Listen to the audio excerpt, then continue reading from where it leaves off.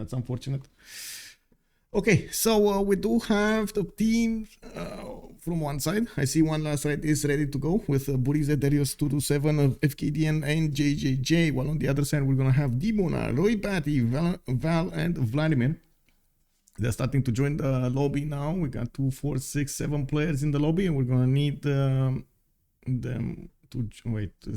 No, it's 6 players. Now it's 7 players with Dimona, and we're gonna need one more to join. And I'm gonna get the slot at AI, please, for spectator.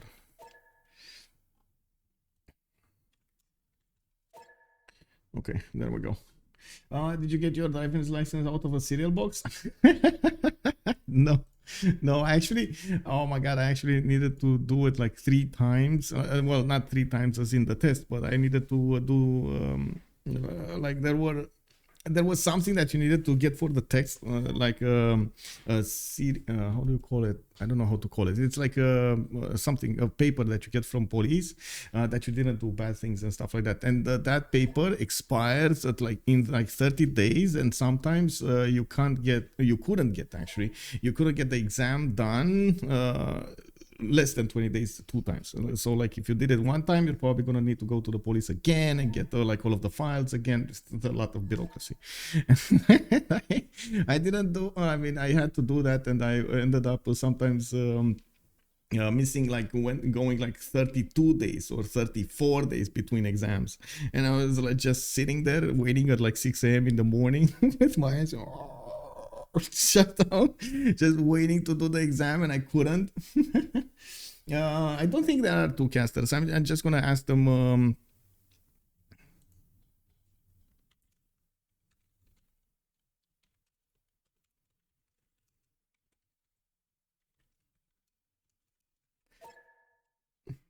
Sure.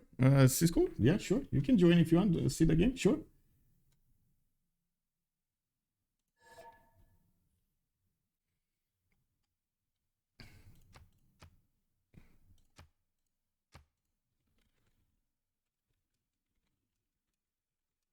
Okay, so this is a game for the seeding of the CWC qualifier. We're gonna see these players fight for their seeds over here, and it is gonna be important actually. Who are they gonna play against in the CWC qualifiers?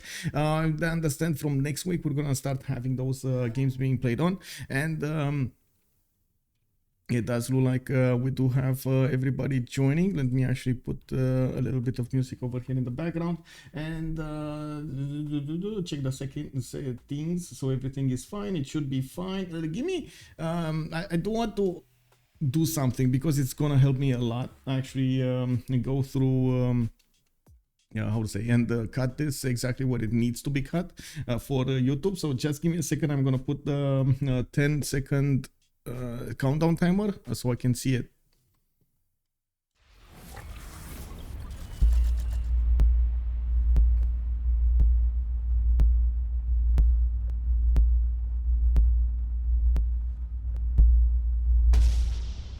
And there we go. We're going live with Forever Young going against One Last Ride. They will fight for the seeding in the CWC qualifiers, and by the looks of it, the players are starting to join in the lobby a bit later, but it's fine. They had a bit of a miscommunication over there about the hour of the game. It is fine. Now we're actually 30 minutes late. It is what it is. We got to play some games there.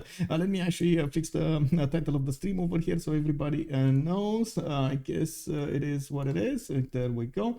And we do need to talk a little bit about the teams over here. One Last Ride is the former WCG. In this tournament, they did choose to change their name, and we do have them playing against Forever Young, which also suffered a few roster changes in the last season, but I do believe they are strong, very strong. Both teams are quite strong.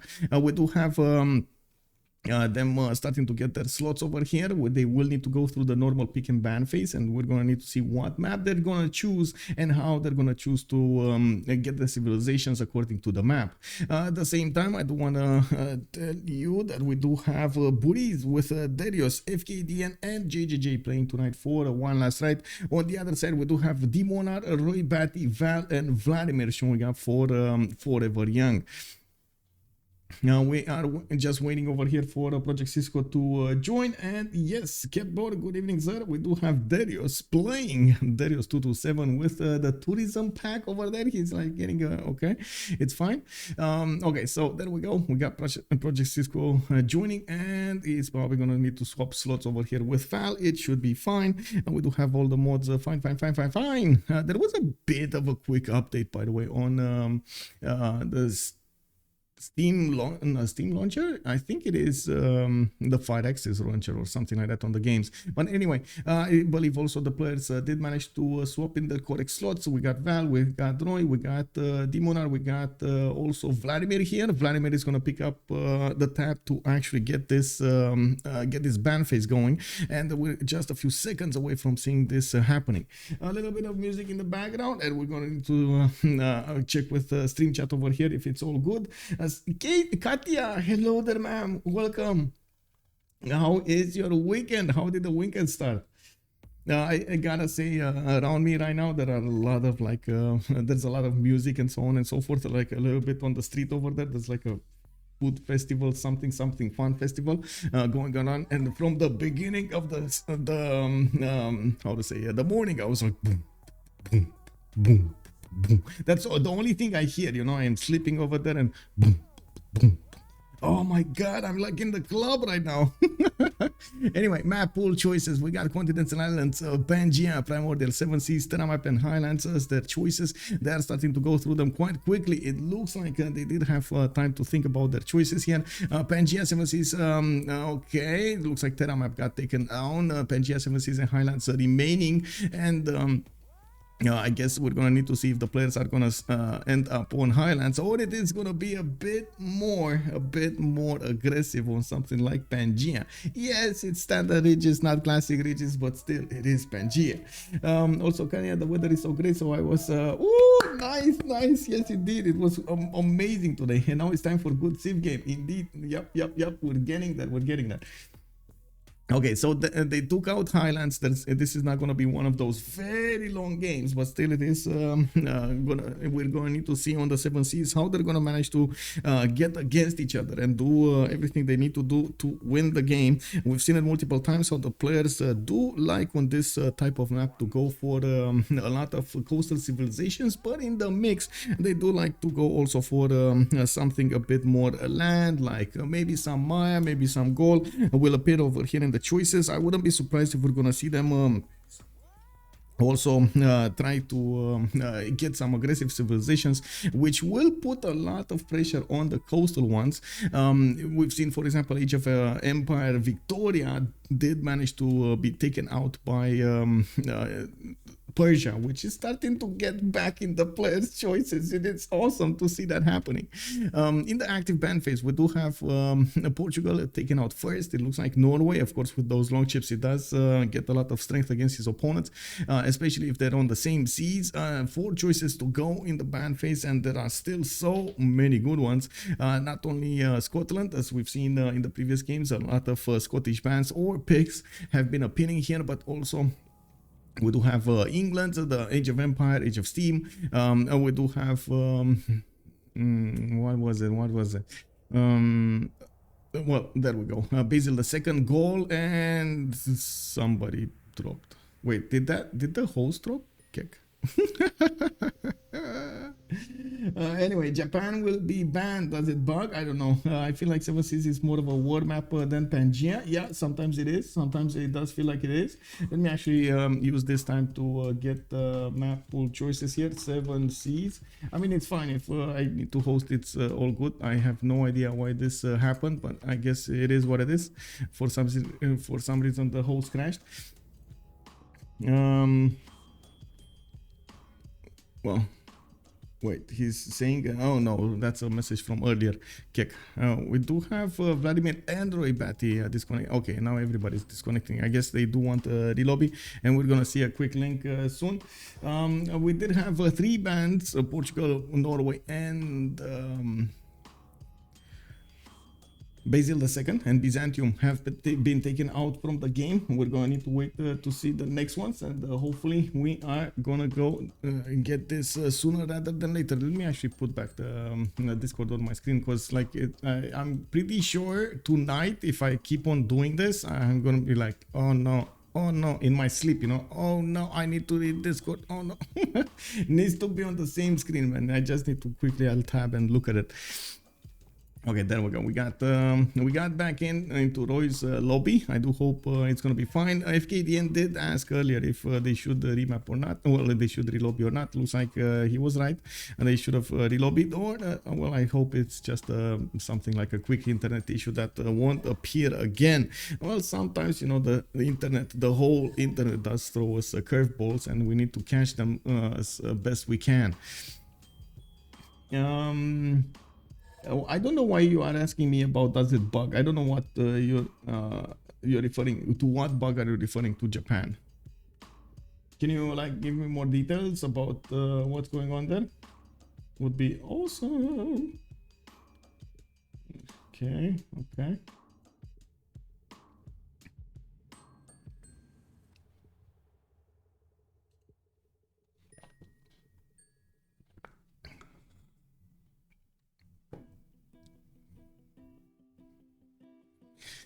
So the players are getting back. I do hope Project Cisco is aware of what's going on over here. Let me actually copy and paste the link to his... wait, not this. Copy and paste the link to his private. So I really hope he didn't go get a coffee or something in the meantime. And he's going to be in the lobby quickly. Project Cisco, are you here, sir? We do have the how many remaps actually started up, and you can use the prediction now to get more points with correctly predicting the outcome of this game. We do have, of course, one last ride going against Forever Young, and hopefully we're gonna see and quite a blasting game coming up on the 7 Seas. Okay, there we go. He's clicking the buttons and he's joining. There we go. We just need FKDN to swap with Project Cisco, and we're gonna be back with the spectator slots to take a look at the game here.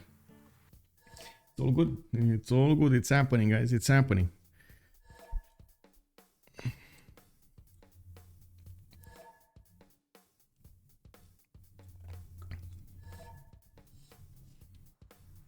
Oh, 0ms. Okay. Oh, right. I do need to check 0ms here really quickly, but I'm gonna do this after the no, it's fine, actually. It's fine. I got ms to everybody. It's all good. It looks like they're banning civs with special naval units. Yeah, so I guess we might actually see something like that in Japan, or Victoria is showing up in the ban phase as well. I do have to say, since they did already ban 3 civilizations, it is quite dangerous to leave something like Gaul on these maps. It's pretty powerful. Maya also extreme power over there with a lot of science. Yes, it is kind of dependent on the land. We've seen Maya high roll, we've seen Maya low roll, so it does have the 2 extremities of power over there. Although at the same time, I do still think it does have a very high probability of getting exactly what you need and allowing you to make a very, very good game.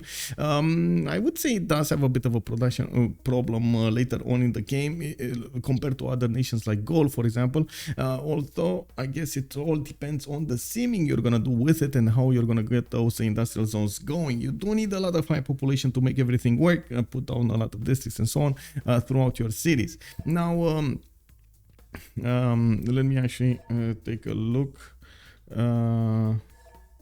Okay, there we go. They're talking about it. I don't need to actually say what they did. So it is, they're gonna go through the same bans again. We do have Portugal with Norway and Basil II taken away as options in the game. Now 3 more choices to go. We got Spain also taken down as the 4th one, and it looks like they might actually not have enough ban slots for all of the powerful civilizations that appear mostly in the ban phase, which does actually allow those civilizations to be in the game. I'm pretty sure there are a lot of them that will get to be played by the players, and it is good to actually have multiple civilizations that are very powerful going head to head against each other. We actually get to see them specialize in those civilizations, and oh my god, just getting those stats up. We do see they are definitely thinking how they're gonna want to play this. They have one more ban for each in the first phase, and of course choosing the civilizations the beginning in the 1-2-2-1 phase will or I should say picking their civilizations will set the tone for the game. There is usually quite a bit of balance between gold generation and also stats generation or specializations. Maybe we might actually see something, someone going for culture. We've seen yesterday Teddy, for example, trying to go for culture. So they did take out Age of Steam. Makes sense. Victoria Age of Steam, it has been appearing with more and more stats, getting bigger and bigger in the games, while we do have Japan taken out as the 5th choice over here for the players. Not bad, not bad. Good evening, Mazalchen, and welcome. Mobande is not banned either. That actually is a good point over here. Bonsoir, Rafifi. Bienvenue, monsieur. Yeah. Okay, so Dido being picked up first by Vladimir FKDN with Darius. Will need to follow this up with something. Of course, there are a lot of good coastal civilizations still available for the players. Victoria, Age of Empire is the first one that comes to mind. Indonesia is still a good one. We do have Australia, for example, with a pretty mean timing when it comes to those caravels. He usually does get them like 5 to 7 turns earlier than his opponents. But it looks like they're actually going to go for land civs here. FKDN is going to go for Gorgo. Darius 227 is going to choose to go for Kin Unifier. You've seen yesterday how the 3 encampment opening for Kin actually is quite powerful. I guess we're gonna need to see if on the 7 seas it is gonna be the same as on the highlands, even though the land adjacency might be quite different, and also how it appears. The options for he might not have the options to actually go against somebody on the land. Well, map dependent, right? Map dependent.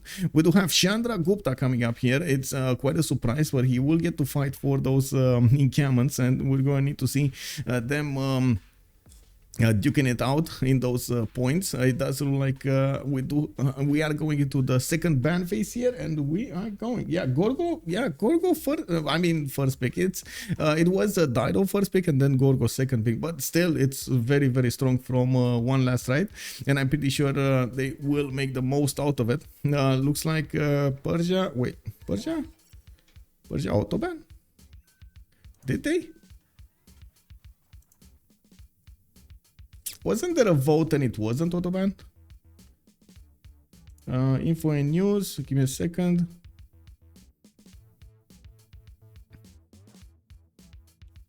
I don't remember seeing something about Persia autoban anywhere.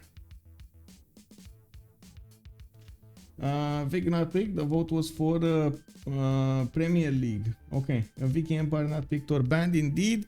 Well, yeah, for Premier League, but as far as I know, it wasn't like the player votes didn't actually need to ban it. Like looking like ban the Persians for the remaining of the season. No, it's like major no.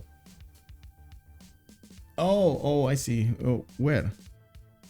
Okay, so maybe there was a message that I didn't get to read or something. Okay, sure.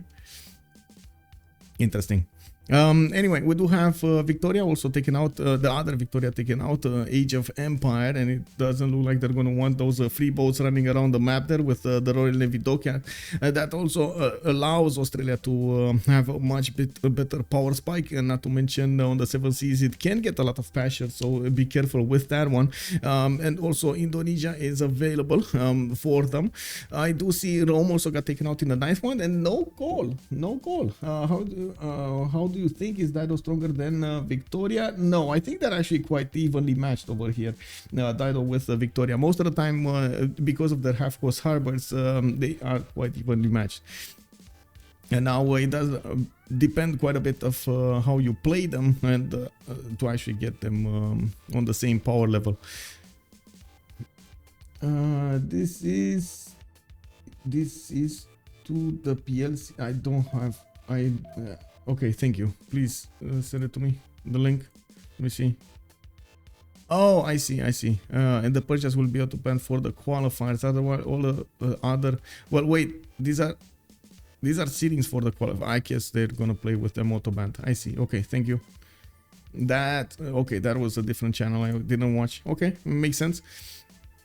But still, everybody voted them no. It is what it is. Whatever. Thank you. Also, Katya, I did respond to you. And Sasu, good evening, sir, and welcome. We do have the Optimus 66 stands. Let's go. And it does look like Ramses the second is going to catch a ban here in the last option, while JJJ is going to need to pick up a civilization here and will need to show us the way. Sejon the John. Okay, Sejon the John is going to be the choice of JJJ, who is AFK for some reason, and is well, gonna need to come back to actually choose his civilization here. Well, it looks like, well, honestly, the game gave him a very powerful option over here. You should trust the game.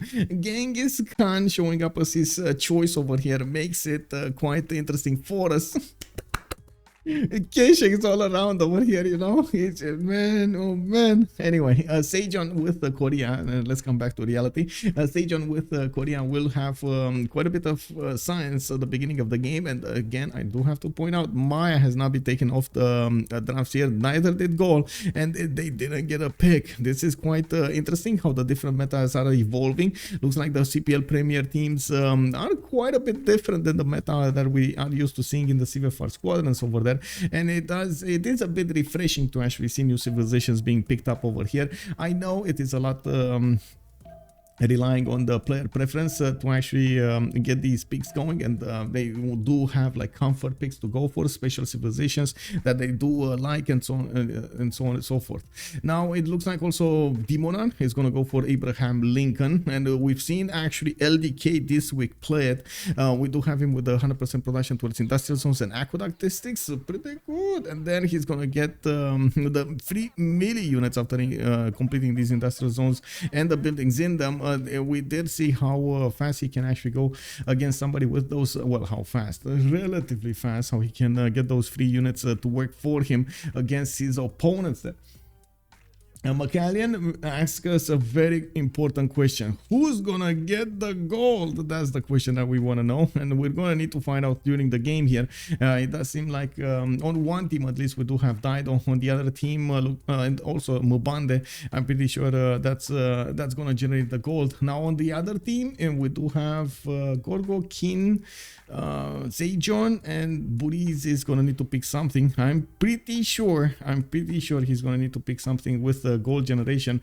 Kin, as you've seen, it's not really well known for its commercial expansions, and Gorgo, again, not really well known for the gold. I feel like there is going to be a lot less gold on one team than on the other, and this does feel like from the beginning is a bit of a weird matchup. I gotta say, both teams are actually quite specialized in playing that zero-sum game. Trying to get advantages against each other with the units, trying to pillage each other, trying to use that pillage economy to make everything work, which is, yes, a definite tactic, but if you do get countered, unfortunately, well, it is gonna be a problem. It's much safer to actually get your own commercials, get harbors out, and so on and so forth. Now, that being said, I gotta say, we're taking into account just the leader names and their special powers and how we know the meta has been played. There's quite a bit of difference between that and, of course, what the players will do according to the land. A lot of the times, the players do end up adapting to the land and to their player needs, to their team needs accordingly. So that actually might be, we might actually see how to say, Sejon spam commercials. We might actually see Fire also spam commercials, and so on and so forth. So there will be quite a bit of adapting throughout the game. We might see also Gorgo being forced to go coastal, trying to get those harbors. A lot is hanging on the map and the position of the players, not to mention the available options to trade, the available options to go against somebody, and so on. We might have mountains between two civilizations. The only way to go against each other would be on the seas, and they need to choose. They're either going to go coastal and commit to that, or they're going to need to stay away from the coast at least 3 tiles out, because battleship ships are definitely going to come against them at some point in the game. Now, there is a lot hanging on the map that will be generated soon. It looks like we're just waiting for JJJ, which did write a message in the chat over here. He was saying, oh no, my cat escaped, and I was like running after it. I can even see Sejong like, how to say, chaotically running around the street over there after the cat. It is what it is, man. Did you notice that Vietnam disappeared? Yeah, I did notice that Vietnam disappeared. Also, hi everyone. Go one last try, don't spot hype. We do have over here a fan of One Last Ride. Takeshi Lev, thank you so much for the sub, the tier 1 sub. Much appreciated for the 8 months. Amazing. Thank you. And Haleyk Dave, I don't recall players speaking American as much as we've seen Katie. Wait, you see Katie or lately? Because I know Katya has been showing up more in the chat. Are you referring to Katya? Yes, Katya actually has been more in the chat than America has been picked in the games, if that's what you mean. I don't know, but those auto-completes over there might actually skew your or reveal the inner thoughts. But it's unbelievable what these AIs can do. I was watching, just on a side subject over here, I was watching somebody use ChatGPT to actually write a game, and he picked a game out of like the 2000s or something like that, and he wanted to see if the ChatGPT can actually, the bot can actually write it down, and he did, and he used it like to fix the errors and get everything going and program it properly, get the graphics going, and it's unbelievable, man, what you can do with AIs these days. You just need that idea and it goes. Felier, bom dia, senor. How are you doing? Okay, so we got the first map generated here. I believe the vote has been ongoing for some time. Project Cisco was kind enough to actually put it up, and it looks like you guys did not want the 0 remaps option. Everybody put into the 1 and the 2. You guys want the high roll. I see how it is. Okay, well, we do have actually this time to take a look at Buriz here, which is gonna have his 3-1 base, or maybe possible 2-2-1 on the iron tile. He doesn't know about the iron though, and I guess he would get closer to the coast if he's actually gonna move one down. We do have him with a 3-2-1 spy style, and I do see in the north he's gonna have quite a few rivers for his extra settles.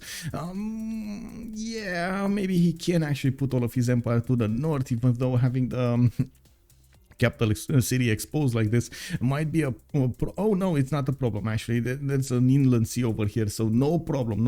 He doesn't know about it, but that's the only thing. The lack of information might actually be a problem for Buriz. Well, I guess he's gonna find out at some point in the game, and will make the choices accordingly.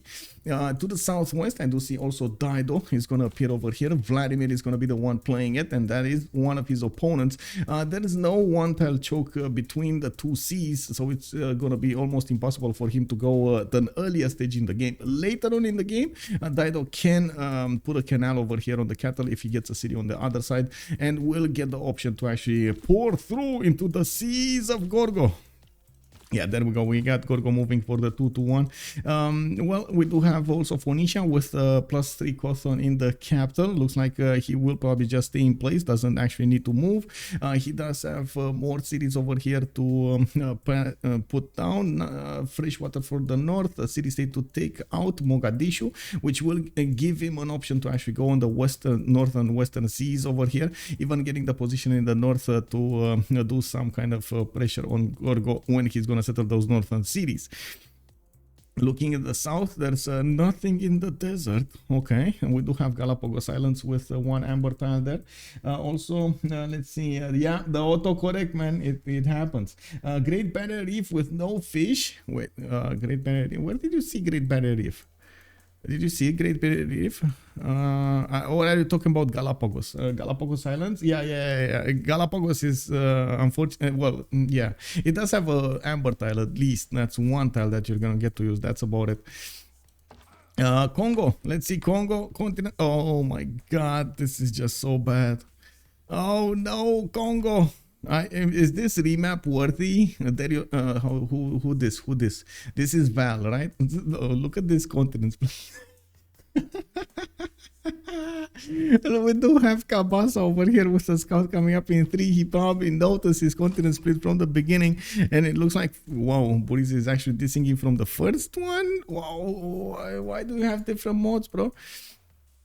At least he's gonna have some extra food from the 3-1 base, and I guess he might actually get quite a few cities on the east side, but this is not ideal at all. Remember, Mobante doesn't want to sit on her own continent because of those extra bonuses that you get there, and a lot of the times this actually causes quite a few issues. Now it does look like he's gonna have second settle on the right style, a few more cities in the south, a few mountains for those campuses. That's not bad. Not ideal though, like not having the option to actually settle on your west so close to your capital will be quite a problem for him.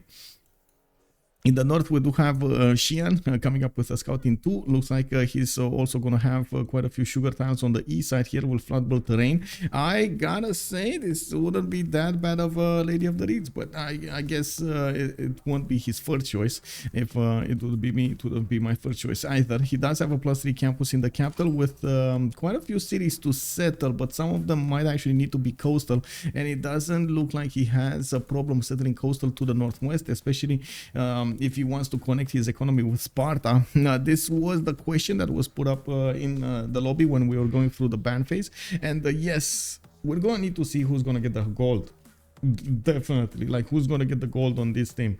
Now we do have Teddy, we got Seijo, we got Kin and Gorgo, and I wouldn't say except FKDN on America, anybody else would be that incentivized to go for commercials here.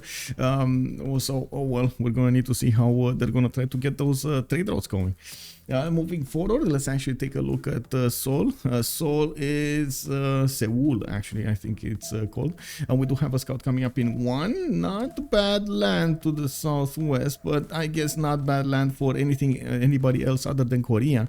He does need to get those Seowons with as many hills as possible, and by the looks of it, he doesn't have that many options. He does have one big hill in the north over here, which will give him 1 to 3 others next to them, so at least he's going to get some extra science there, even though I'm pretty sure he's going to put a city somewhere around here. He's also going to get closer to America, and that will allow them to trade at some point in the game. I guess there is an opportunity for them to trade coastally, and it doesn't look like anybody's going to be on these seas, which will matter quite a bit for Seoul. Seoul. Now, which China is that? This is Qingxi Unified. When you play Kongo, you've got to be ready for that. Yeah, exactly. Poor Congo indeed. Well, in the north over here, we do have Roy coming up with New York. Looks like he is gonna get scout out in 1. And wait, are they from the same team? Yeah. Oh no, they're not from the same team. This is the other America. This is Roy.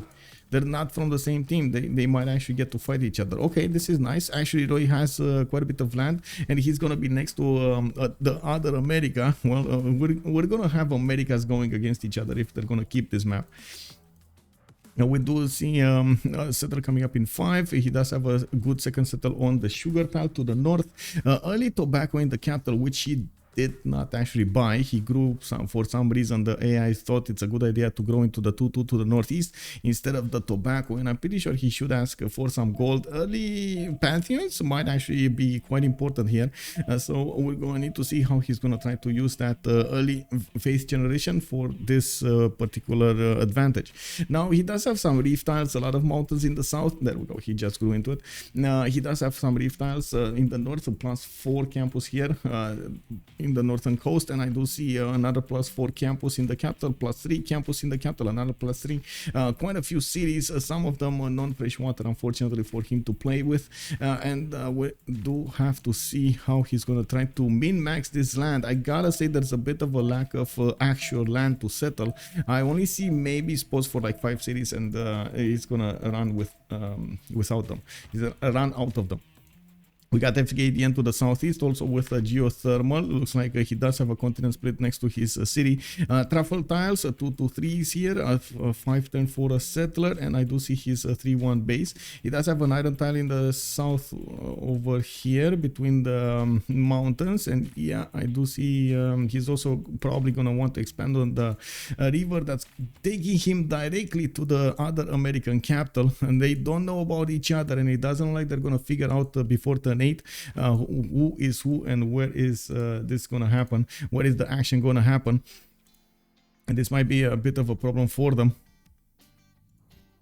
Okay, we do have him actually getting 3 scouts. He probably popped a hut or bought a scout or something. Looking at the south, we do have a Demonar. This is whoa. This is gonna be an opponent of Korea, and I gotta say, Demonar with Chandragupta will benefit from those Varos from an early stage. He will probably want to get those encampments as well. They met each other over here, and we might actually see JJJ have a bit of a heart attack over here because he's like Chandragupta. No Varus, no. I mean, let me get my Hawachas and then you can come with your Varus against me. Now, it does seem like Demonar will have to play out this nicely. He does have the option to go for Halong Bay in the north, which will put him on the same seas as Seoul. Might actually try to do some form of naval pressure alongside his land pressure.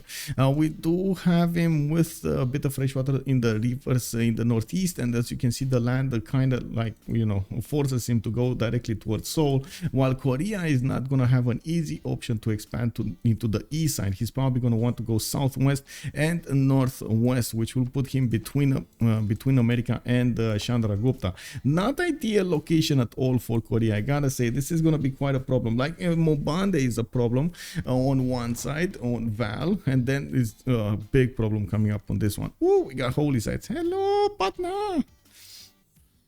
I smell the odor of a remap. Ooh. Oh, do I smell like a remap now? Looks like there's no chance for a trade for Forever Young. I think it's a remap. Yeah, is there no chance yet?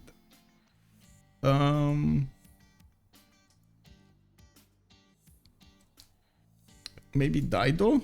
Maybe Daido can put a city here to trade with America. No, they're not from the same. They're not from the same team. Never mind. It's gonna take me a while to actually get used to all of the civilizations and the players and the locations and so on. It is what it is. I think there will be a remap. Okay. I understand. Battle of Phoenicia is also. Oh my God! Both teams wanted to remap this. Oh, really? Go fresh lobby. Okay. We're gonna have a quick lobby here. Let me get into the game, and I do want to get some juice going. I did get the tropical formula. I went to the store, got a tropical formula. I was like so happy when I went outside, when going to the store. I was like seeing a lot of people just moving through the streets. It was like a lot of energy going on over there. They were trying to see what's going on at the food. There's like a food something over there with a lot of those how to say them. I don't know how to say that. Food vans? I guess it's food vans or something. Like they have like different things like tacos, like hamburgers, like how to say hot dogs and so on and so forth, and some Vietnamese specialties, and pretty good. Like overall it's pretty good. And then I was so happy. I called my father. I was telling him like, oh, look at this, they're like people coming out and having fun, and like they're enjoying the sunshine and everything. And then when I come back, I'm like, okay, sure. I was coming back 20 minutes later, and we had a lot of protests going around, and I was like, okay, well, this is quite a change over here. Okay, it is what it is. Comcaster channel, I'll be mute for the most part. Okay, food trucks. Yeah, exactly. Caster channel. Wait, let me see. Wait, hello there. Hello, good sir. Good evening, sir. The first map was quite problematic over here. We're gonna need to see the second one if it works or not. They have no choice. Now it is what it is, right? They're gonna have to do this. They're gonna have to play it. No remap tokens for either team. I wasn't that blown away. Apart from, I think, the Greece spawn, I wasn't blown away. Yeah. No, I actually not. I don't think there was anybody. Maybe Dido actually had a relatively good spawn, but nobody else had interesting spawns there. But Dido would have had to kill the CS to get onto any other ocean, yeah? Yeah, true. Thank you so much, Tessia34, for the follow, and welcome to the channel. Now, I do like I do like on one side that we have new civilizations being played out. I don't like the fact that they didn't actually pick a good balance between gold generation and strength. Or seeming, I should say. So we're going to need to see if they're going to manage to actually get that goal for them, and if we're going to have another low roll for Mubande, it is going to be terrible. Yeah, Kongo with the cont split there, not great. Yep. Okay, let me actually take a look at 0MS really quickly here, and I'm going to get that juice, the tropical something. Let's see.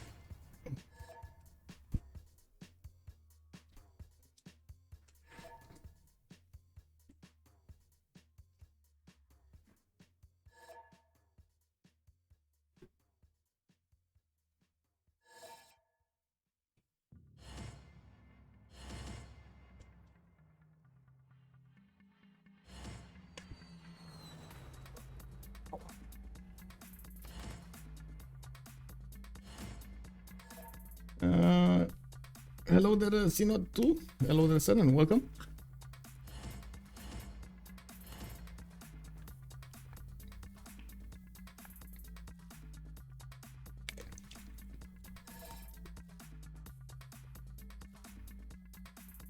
Cisco?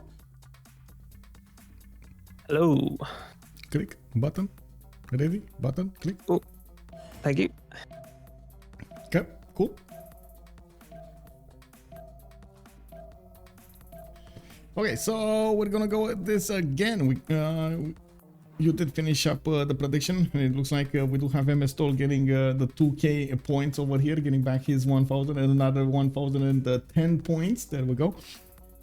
Easy peasy. Now we do need to see this next one, how it's gonna look like on the 7 seas. I would have expected a lot more naval warfare rather than what they're choosing here, but I guess it is depending on the civilizations they're gonna pick, and we're gonna see if they're gonna get even with these civilizations some naval action going. It's not unheard of, I gotta say, not unheard of to actually see civilizations without that many big bonuses on the seas trying to get advantages against each other with boats.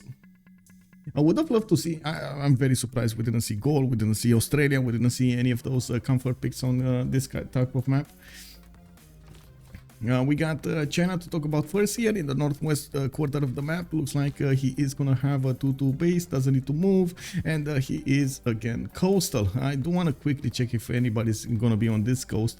It does look like America was there, the other America, and let's see who this FKDN. They're actually gonna get to trade with each other. FKDN does have Matterhorn to the northeast, and it does seem like he's gonna get some extra bonuses in the culture from that. Oh my god, people pinning and freezing the game. Now we do have also Torres del Paine for China to expand into on the east side. This is pretty good Torres actually, except those coastal tiles. Well, I should say the inland lake tile. I'm pretty sure he's gonna make very nice work of those 2 forts, and he can settle coastal for it for those 2 tiles. Not bad. We do have him also in the southeast with Mubande, and I gotta say, since we did have this map being chosen, unless there's gonna be something like a technical remap, which I don't immediately see happening, we will get to see this map being played out. So we get to talk about the civilizations with the strategics from the get-go. We don't actually need to wait for them to do another vote. Looks like Darius with his settler is still waiting to see where he's gonna get his first city. He does have multiple spots to go for to the north and to the east side, and I gotta say the west is gonna be a bit a bit unfortunate to settle because he doesn't have a lot of production unless he commits for something like Lady of the Region Temedanki. This is not going to be his first choice. There is, I should say, Kinshi Unifier does prefer to go for those encampments, and it is quite an aggressive civilization from the beginning, even though with the encampments he does get great writers slots and points, which will allow him to get a decent amount of culture throughout the game. He does have available horses in the northwest. I do see it's gonna be 3 tiles out. Also, iron tile to the east side here. Privyet Lexan, welcome, sir. Welcome. Now we do have him benefiting from both of those strategic resources. They're gonna be a bit expensive, and we're going to need to see how he's gonna try to plan out buying them or settling for them. Looking in the south over here, we do have Bobande. Kabasa is going to have this time a big continent to go for, not that far away from the coast though, and he is going to be the opponent of Darius 227, and they're actually pretty close to each other. Val over here might actually put a city on one of those cattle tiles to get how to say, get the river. And I do see he's actually gonna take away quite a bit of cities from China if this happens. We still have the amazing unit of Kongo that Mvemba, I believe it's called. It's a very strong unit, especially against archers, and we're going to need to see how the matchup between them will come to be. We do have a scout coming up in 3 from Kabasa. He does have an available iron tile. He did settle for the 3-1 tile there, and I do see his horses are going to be again 3 tiles out, a bit too far to handle, but I'm pretty sure he can get a city over there, either on the 1-2 or one of the 1-2s over here, one of the 1-2 hills. Has quite a bit of gold available from the truffle tiles, and decent amount of cities in the north and in the south. Well, he's gonna need to do something against China, and we're gonna need to see how he's gonna play this out. There are multiple options to play this out, a bit more aggressive, a bit more laid back, trying to defend or trying to get a position over your opponent. Most of the time we do see the players trying to get advantages from an early stage and get the positioning over their opponents rather than backsettle, especially when they do know they have a very strong unit from the beginning to work and use against their opponents. Let's see, Gorgo this time actually has a very weak spawn. Like looking at his available options here, I would say Borize can settle another city on that river, and then he's gonna need to go full coastal after this with only 1 city in the south, half in the tundra. Not ideal. He does have coastal tiles to the north. This is quite a problem. Honestly, I would have still picked the last map over this. Yeah, this is quite a problem. Kongo has so much to face this time. Indeed, he does.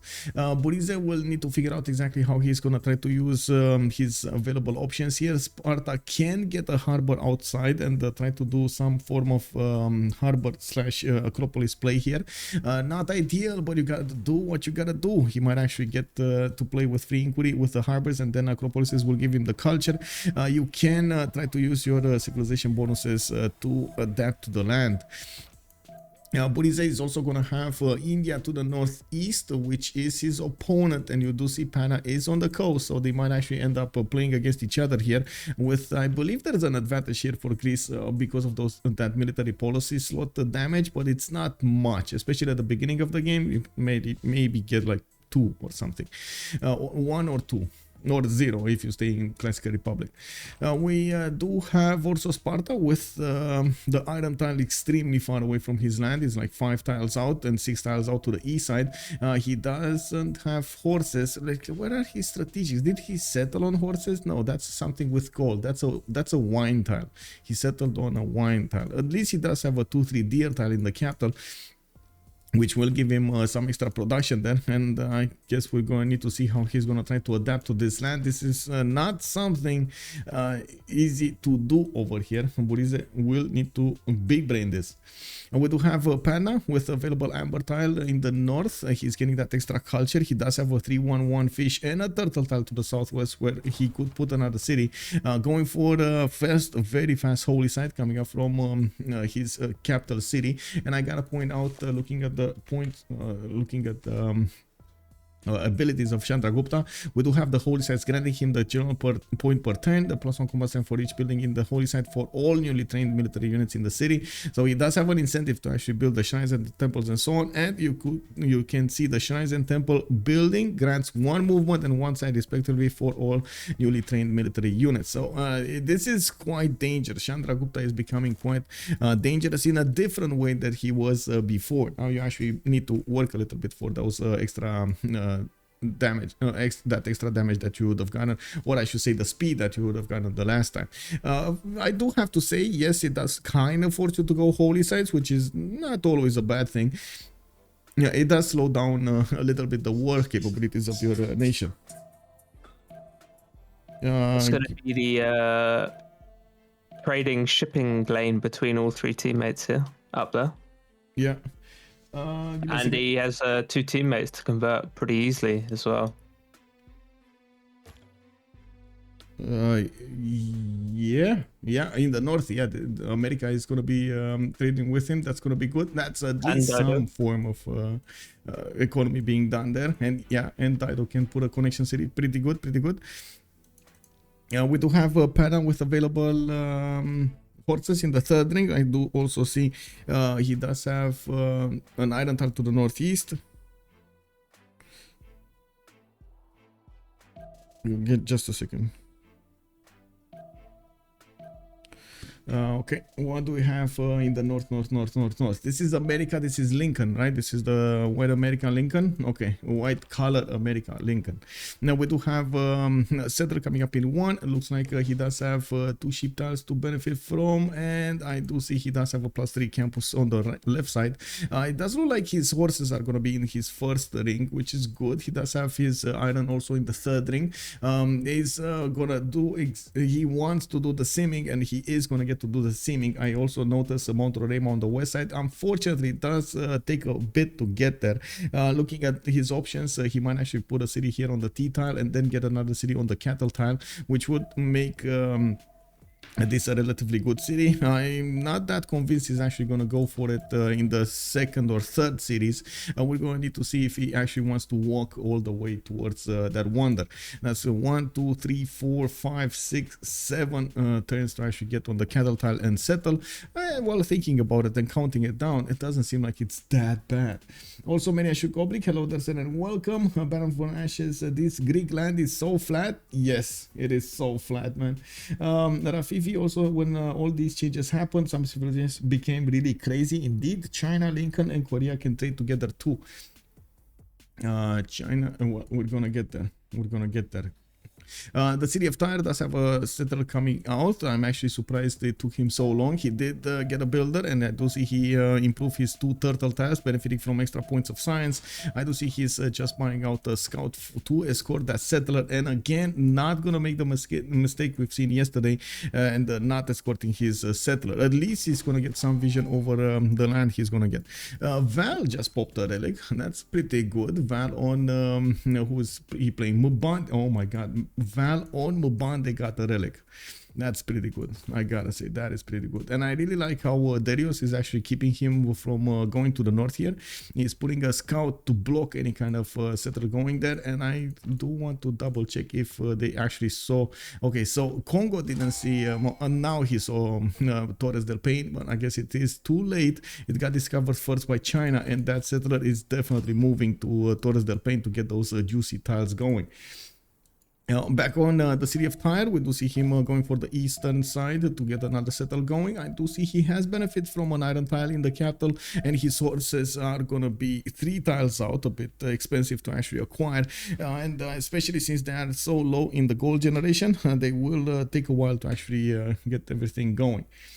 Looking at Korea, we do have him settling a city, Jeonju, to the west side. I do see Seoul is over here, also benefiting from the extra production from the sheep tiles. Again, I do have to mention the lack of hills is disturbing. He just doesn't have the correct placements for those Seons, and he's not gonna benefit from all of those mines. Makes me think why he actually wanted to get Korea on this map.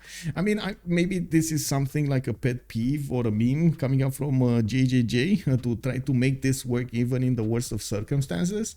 But it feels like he's just making it harder for himself for no reason.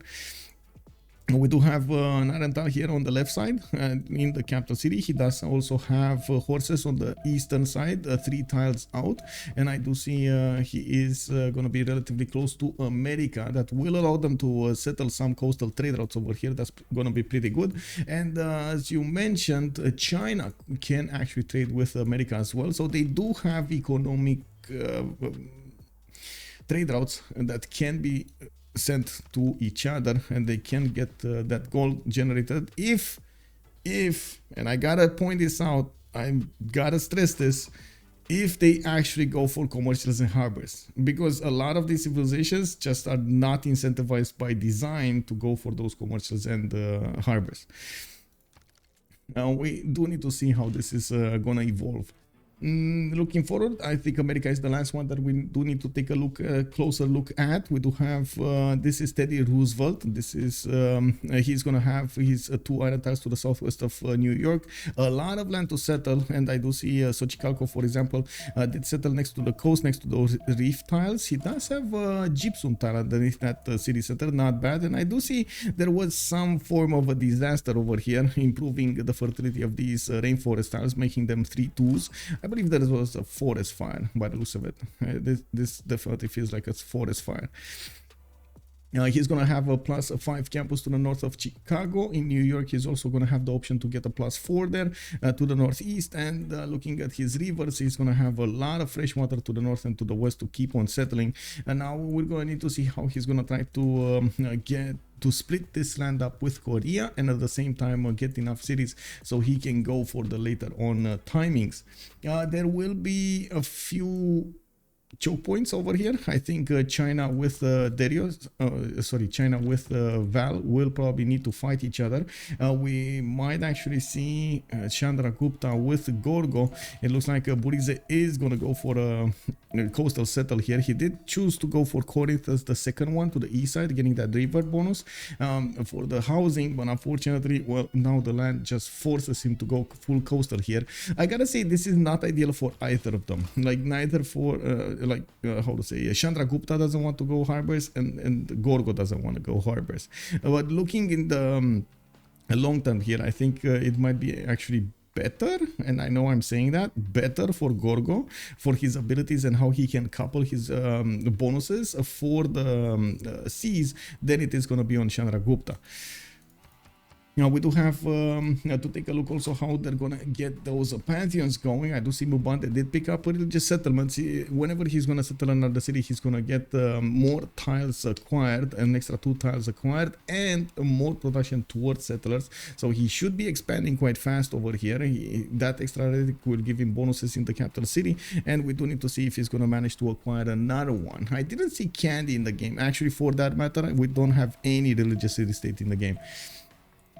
Also settling, no teammates, team names. Right, I do need to put up the team names. Give me a second over here. Left side, we do have who this one last right, one last right, OLR, okay. And then on the right side, wait, did I say left side? Yeah, left side, right side. Now we do have FY, meaning Forever Young. Can I actually write the full name? Forever Young. Yeah, it's not that long, it's fine. There are some names that I just cannot write down in the top part of their team labels, like Les Ornithorynx Roses. Very long, you know, very long name. Shah Spaceship Battleships. Oh my god, that is just big. Andaman Sea and the Gulf of Corinth.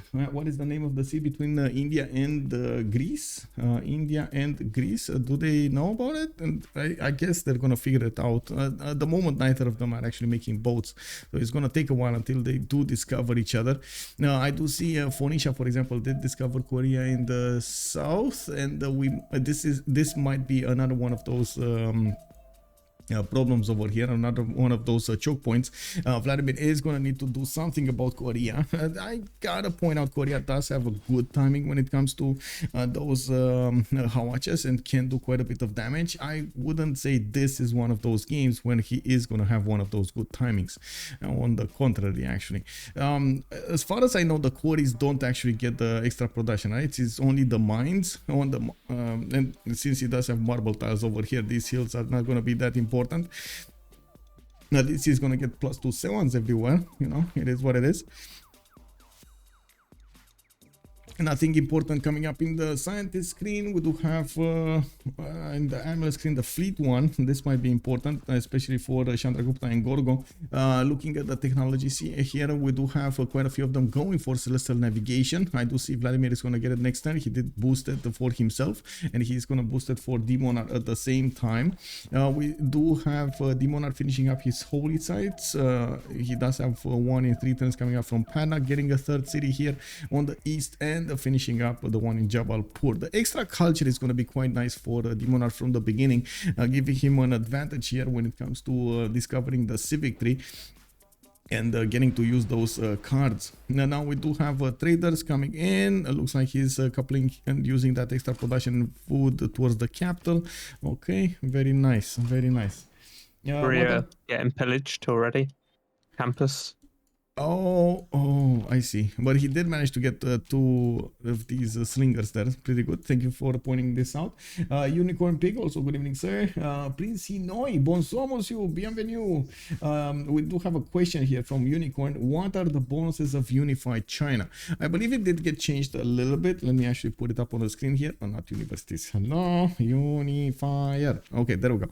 The media units do receive to convert the barbarians. This wasn't changed. You do get 50% production towards encampment buildings and +1 great writer point per encampment district. The barracks provide you 2 slots for great works of writing, so there's a big incentive for him to actually go for encampments and get those barracks in. Now we're gonna need to see if he's actually gonna get to use this ability against anybody. Looking over here, of course, we do have Kongo, and I gotta say I wouldn't be surprised if he's just gonna go triple encampment over here for well, for the kicks.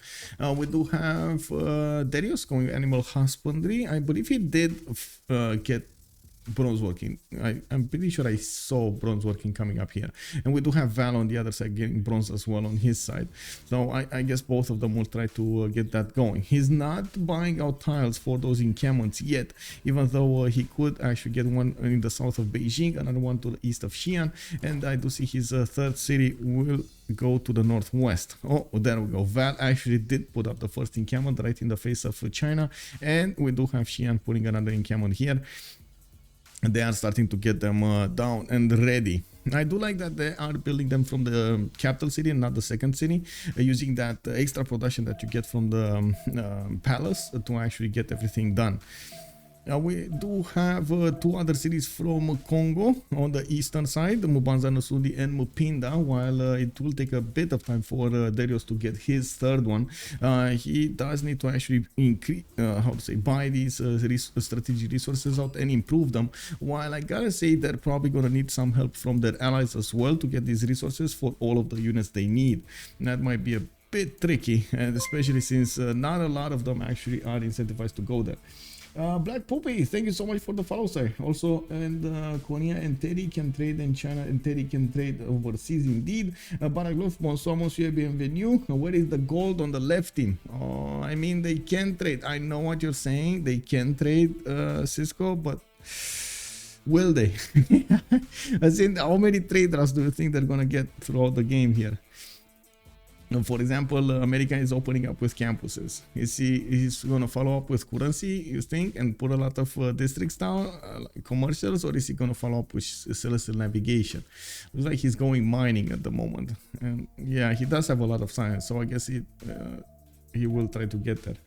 We'll see how this develops here. And we do have a few scouts from America also going to the northwest towards Val. He is seeing the Kothons being put up, and this might be a bit dangerous for Phoenicia as well, since later on in the game FKDN with his extra powers will have a mean timing on the Corsair timing / calf timing / Rough Rider if he wants to. There are multiple ways of attacking at different points in time for America, and I believe Vladimir might be on the wrong end of that stick. We do need to see if Korea is going to be able to also get on that level, get onto that attack. Give me a second.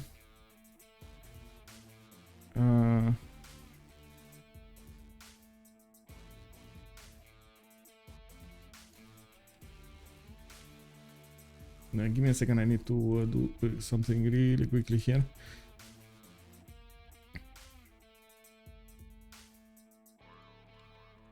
There we go.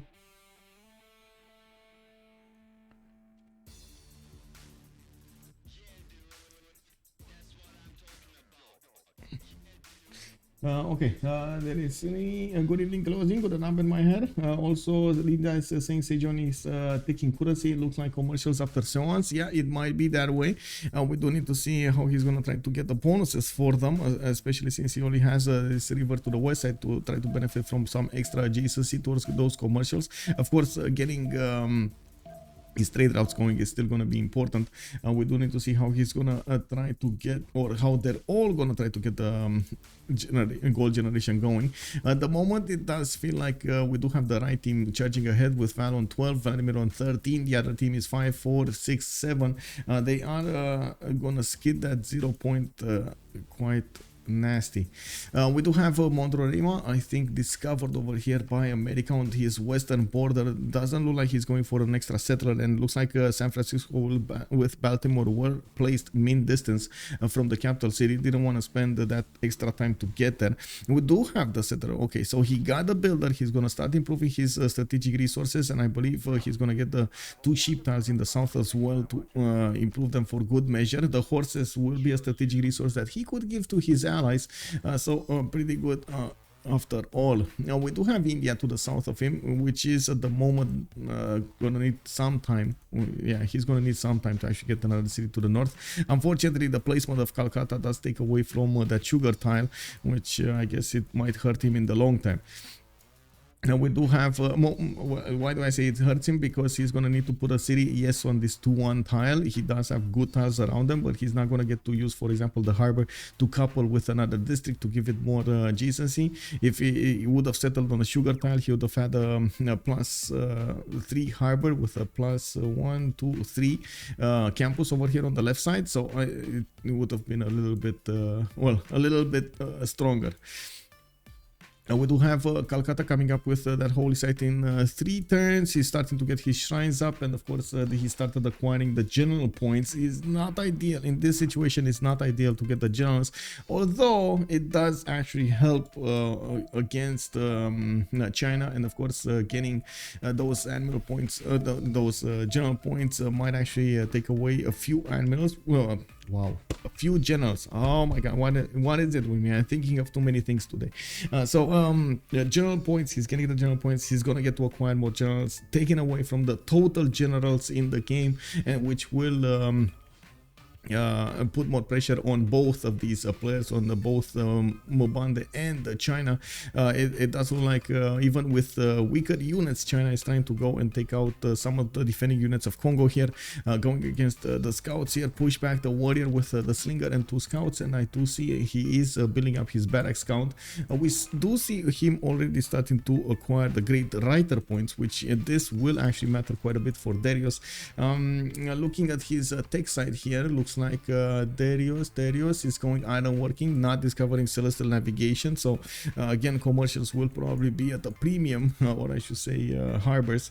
I would think harbors would be the best choice there, especially since he does need to go to trade coastally with his ally America on the other side.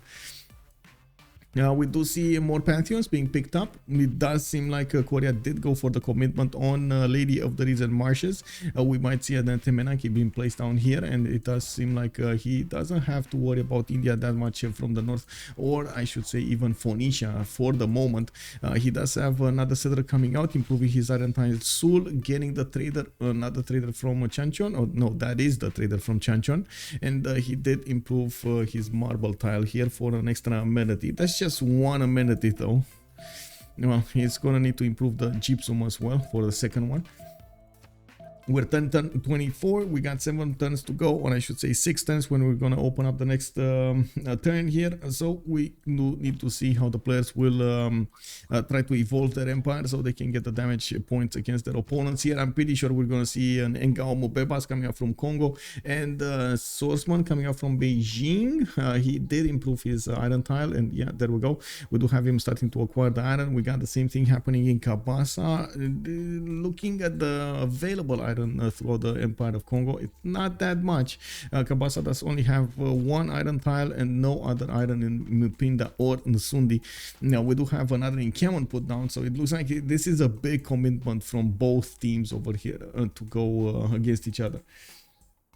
It's it's what it is, man. Katya also saying Lincoln can have insane Temple of Artemis. Indeed, actually, Lincoln can have a very good Temple of Artemis here, and directly on the aluminium tile, he's gonna get a lot of amenities, and not to mention the food and the housing in his cities. He did open up with campuses, and that actually, let's take a look at the yield stamp here. He's on 12 science, 7 culture from those monuments, going for Magnus internals, and I do see FKDN does have 13 science with 7 on the other side. The other Teddy is doing quite well as well, especially with the campus opening he's doing. Biggest issue is the gold generation, and I do have to point out, the longer this goes on, we do have less gold on one last ride. Biggest issue would be on the other side. They will have a lot of gold to upgrade those units, those swordsmen, while we might actually need to see Darius hard build those swordsmen or whatever he's gonna get, like horses or knights or whatever he's gonna do. He's gonna have a very big problem when it comes to getting the gold from his teammates, so he and himself to get to next level unit. Monkey Wazaro, hello there, sir, and welcome. Ox Daniel, also good evening, sir. Phoenicia went to city opening or lost a settler? Now, he did go for the third one here on the west side. It just probably took a while to get to settle. I do see lighthouses coming out from his Cothons, and there are quite a few builders for him to get to improve stuff here and chop stuff. I'm pretty sure he wants to chop this 1-3, and I'm curious if he's gonna go for campus there or something like a Gavron Plaza. We'll see. How do you feel about Teddy picking up God of War and Plunder? Which Teddy? Oh, I think this is war. I think he's preparing at some point for attack on Phoenicia. Is gonna try, if he goes earlier for those encampments, he might actually put the same pressure on those generals, and denying a general from their opponents will be quite important. Also, it's a good deny overall as a pantheon from your opponents, so not bad. Actually, this brings me up, we do need to take a look at other pantheons here. God of the Sea picked up by Phoenicia, 3311 turtles, pretty good. Let's see over here, we've got City Patreon God is chosen by America for the 40% off the first district in a city, and I do see him following the campuses with commercials here in Baltimore. He's gonna need quite a bit of food here in Washington, and this is actually a bit surprising. I do think Katya was correct in pointing out that he should go Temple of Artemis here. He's not doing it though. He's not doing it. He does have a build that he can improve the first, and maybe we're gonna see it after he improves the first, being put down. Let's see here. We got religious settlements here on Kongo, and here we got God of the Forge on China. I mean, if this doesn't spell war, I don't know what does, honestly. The forward settle coming from Congo. yeah. They're getting the how to say. They're getting the position over each other. I think Val should actually put that settle on the Coco tile, so he's a bit further away from the volcano. He is gonna have 2 tools as well to work and get the river defense against his opponent here. It's not ideal flatland to defend in front of the city, but still it will be better than actually settling next to that volcano. Also cattle tile might work as well. I'm just saying, both cattle tiles might work.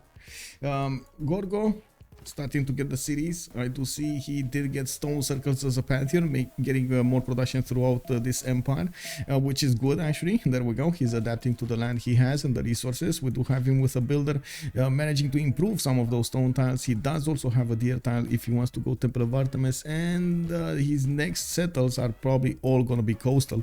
We don't actually see India managing to discover where Gorgo is. He might be surprised when those boats actually come against him. Oh my god, this is gonna be nasty. If Argos is gonna put out like 3 galleys and he just takes out Jabalpur, this is gonna be very nasty for Demonar. Demonar might think he's like all safe here, when in fact he might be hit so hard. Oh, they see something. They see, okay, so they see a warrior from Greece. That's it. Okay. Temenaki put down from Jeonju. This is gonna be quite good for the city center. He has so much floodable terrain, and throughout his land he's gonna need a big city. Sol coming up with another settler, and I do see his government plaza got placed to the northwest. Might actually prepare it for a few harbor adjacencies here. I don't think the harbor is gonna be good next to the Seoan. Don't you get a -1 from the other districts or something on the Seoan, except the theater square or something? So -1 science for each adjacent district except theater squares. You don't want to do that, man. You don't want to. That's your science right there. You don't want to do that. Oh well, we'll see. What did Gupta go? Gupta went for Sacred Path as a pantheon. I haven't seen this in quite some time. He's gonna get the extra adjacency from the forest and the rainforest around his holy sites, and yes, he's gonna get quite a few bonuses, but usually Sacred Path, just like Earth Goddess, do get toned down during time, because you don't want to chop those and you get the extra production from them. So I guess we're going to need to see if his holy sites are going to give him the return on investment on this. Oh, there is a boat coming up from Jabalpur. Okay, and I do see harbors. So he did follow up those holy sites with harbors. That actually will put a lot of pressure on his size availability here if he's gonna go monumentality and not something else, which I'm pretty sure he's not gonna go for something else. Okay, what do you think? Can we get a prediction over here, or just in the chat? Just respond me in the chat. Do you think India is gonna go feed the world, choral music, or something else? What do you think he's gonna go? Also, in the meantime, sorry, say. I think given the pantheon that he chose, I think he'll go choral. Choral, okay. Rafif is also saying choral. Zulna also, good evening, sir. Warren Prander works on merchant too, so he'll probably go on a commercial hub after campus. That's a good question, actually. If America is gonna go for commercials or harbors. Remember, he does need to go on the seas here, and at the moment I do see him still building up his district count, his campuses. Let's see, FKDN going irrigation, political philosophy. So he'll make it able to build more districts because he already go holy sites into harbor. Wait, feed the world. Oh, Zuna was calling out feed the world. I was I was thinking of feed the world also, but I guess we're gonna have to wait and see. Kwilla did get settled on that cattle tile. I do see there's a bit more pressure coming out from Val on Darius. He just took out one of his scouts, and there are 2 slingers remaining from China on the west of Kwilla on the other side of this river. Now I'm pretty sure those will get pushed out of there. Darius is also getting his 4th and 5th settler in the meantime, getting some encampment training projects. It looks like there's quite a bit of a challenge here for them to go through this. India making general points. We got Kongo making general points, and China making general points. India making general points is gonna do. He's gonna have at least 1 general. I guess he might want Shun Tzu. Try to snipe that away so he can get an extra book in, because otherwise he's not actually gonna get any bonus, any other bonus from that general. So we have a galley out of the bottom Greece city, but the one from India is going to spot his top city very soon. Yeah, that is true. And that galley's not going to get around in time. That's what, 1, 2, 3, 4, 5 turns? Yeah. Yeah, it will take a while to get that. At least it boosted the garrison defense strength to 20. I gotta say that city does seem like it's very low in production over there. Only one pop, and by the looks of it, it's, well, at the moment it's not working anything. He's gonna need to put a lot of builder charges to make this work. At least he does have one builder charge. Probably the horse will be the one improved there by the looks of it. Yeah, we do need to see if they do manage to get the era score. Where's he going with all these settlers, though? That's my question. Well, one city is going to be put right in the face of Jabalpur. Oh, no. Wait, he's going to settle in the face of Jabalpur. I think he spotted the galley. He spotted the galley. By the looks of it, he's immediately reacting with a galley of his own. Demonar is here. He does know about the coastal settler, and by the looks of it, on the other side, Buri's with the extra vision of the settler did manage to spot the galley out.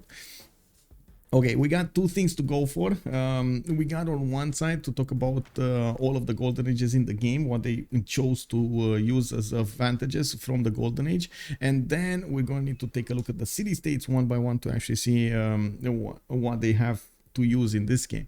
That was Darius 227 coming out with a pen brush and voice golden age. Looks like he is gonna use that extra culture and extra gold from his encampments to get some form of an economy over here.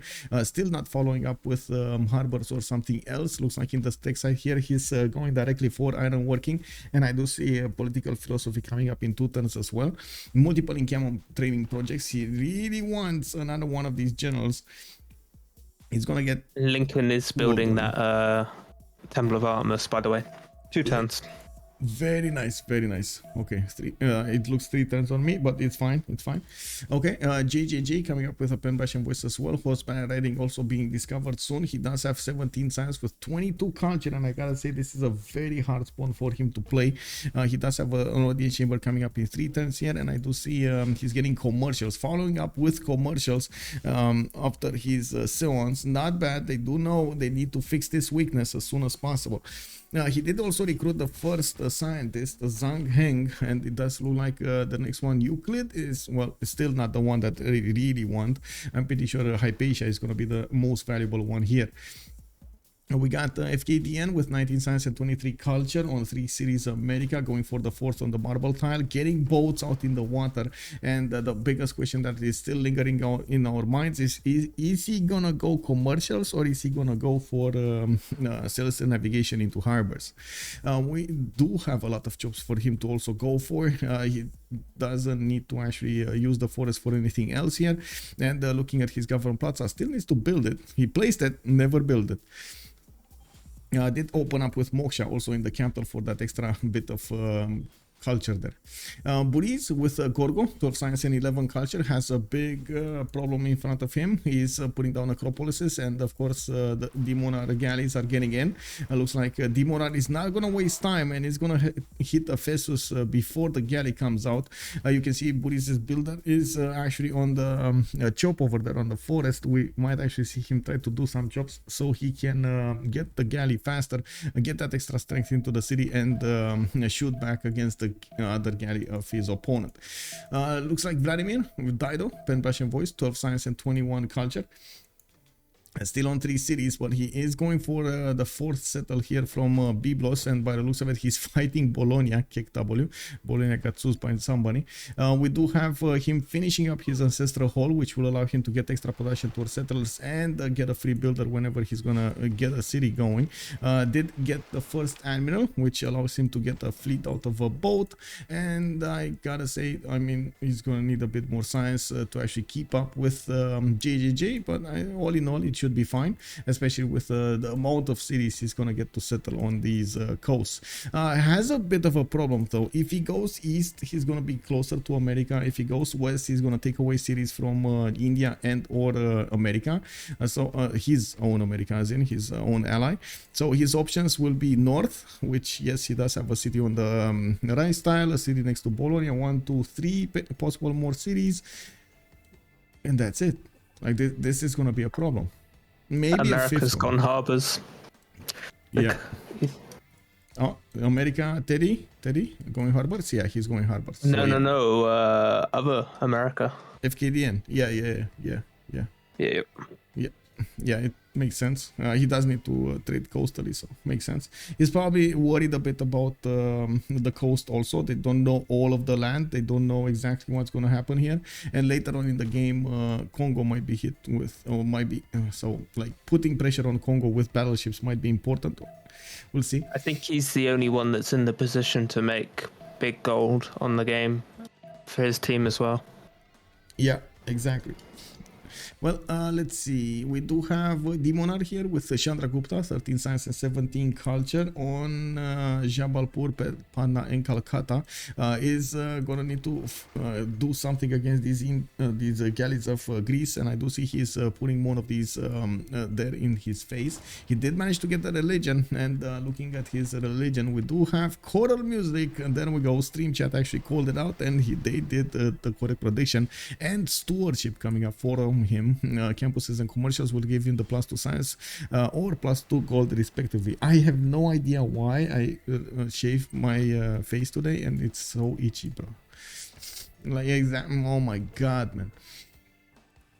Anyway, we do have also Roy coming up with 16 science and 19 culture on Abraham Lincoln. America is to the north over here, and we do have him getting his government plaza. He did finish Temple of Artemis, very nice. Now that city will get the +6 happiness level, and we do need to see Baltimore. We do need to see San Francisco. Okay, getting some +3s. He did settle 2 other cities on the east side, and still did not actually go for Montrorema to the west, even though it's not that far away. And I gotta say, for the extra science and, you know, some faith adjacency over there, in my mind it would have made sense to actually get the city there, but it's fine. I mean, he's gonna get the 7th one there, and we're gonna need to see him try to use it. He does have a lot of land here to use, and I gotta point out about those industrial zones. If he does manage to get them, he's gonna get quite a few free units, which he might actually send to Phoenicia, so he can help out with taking over Bologna and helping him defend against the other America. Even though they're not on the same power level as in damage, the extra units will help for sure. We do have also Val already getting his Ngao Mvembas in his cities, only one, and I do see he did recruit Chunsu. We do have 2 generals from Darius, and I think the 3rd one got picked up by India. Who got the 4th? Actually, the 4th one got picked up by India, right? So yeah, there we go. 1, 2, 3, 4 generals. Yeah, it looks like we do have also China starting to hard build as many units as he can. Doesn't have a lot of economy to upkeep them, but he's gonna try to do his best to get that going. He still needs a government plaza, and I think Warlord's Throne would be extremely necessary here for him to get going. That will take away a lot of his gold pressure. It looks like in Kongo's land we do have Audience Chamber being built in Kabasa, and Mapinda is gonna go for a +3 of those campuses in the north. I do see more hard builds for Ngao Mvembas, and another encampment from Kwila. A bit surprising that he's going triple encampment over here in the face of his opponent. I guess that those extra points of production, the extra experience points that you get for your units, it does still make sense. Chelny, hello there, sir. Go, FY, we got a fan over here in the house, and indeed, Forever Younger going against one last ride. I think we got fans from both sides showing up in the chat over here. I would love to actually see some some emotes being created about, you know, with those flags. Maybe that's something that I should do. I have quite a few slots for emotes, so maybe that is something that I should do. Bologna is standing on its own 2 feet here, going against Dido. Yeah, actually, you know what? I think I can actually do this right now. Let me see.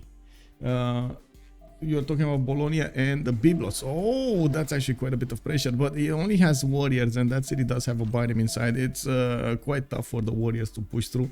The biome is just so strong. 37 defense strength city. And if Dido chooses to take this CS, there's no science CS left in the game. Yeah, that's it. It's the only one. I mean, that's good. That's good. If well, none of them are gonna have them. It's good. They're gonna be on the same level. Okay, I can't put them in the standard emotes, but I can put them in the other ones. Give me a second here. Anyway, coming back to this, so we do see Korea about to finish a Temeranki in Jeonju. I do see him also expanding a bit more and getting more of these zones going. We do have FKDN next to him with 34 science and 31 culture, while JJ is on 19 and 27. To the north, Vladimir is also going to need to start putting down campuses as soon as possible. Incredible that he actually went for a 1-3 tile and improved that mine instead of waiting a few more turns to go for the iron, especially since that will be a good campus there. I do see the city of Ziz did get placed in the south, and that is quite in the face of Korea here. He needs to be careful about those Hawachas, and I gotta say Korea will need generals if he actually wants to go with Hawachas against somebody. We've seen yesterday what happens when you try to go against somebody with Hawachas. It just, without a general, it just doesn't work properly. You don't get that extra speed that you would need to do something.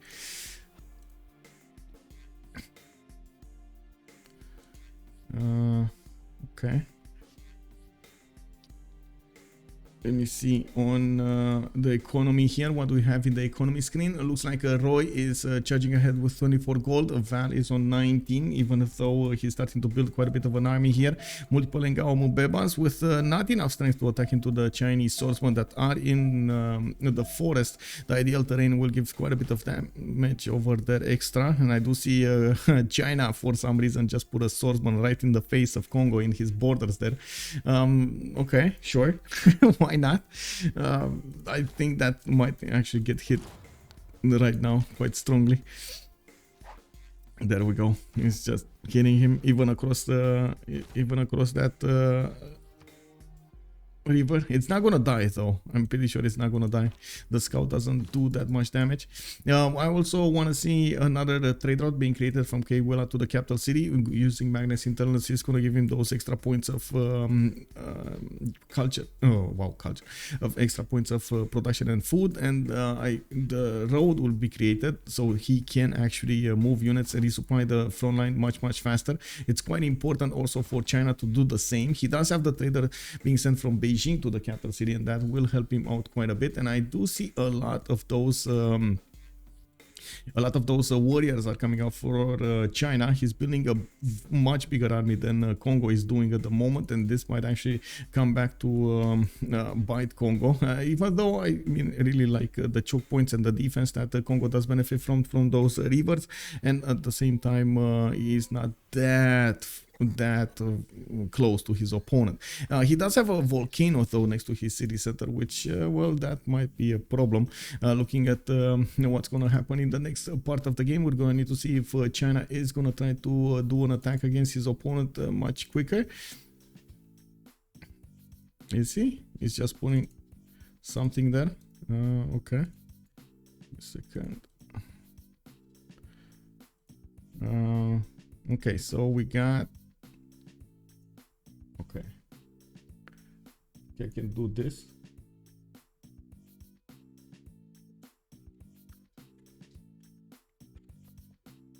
Okay.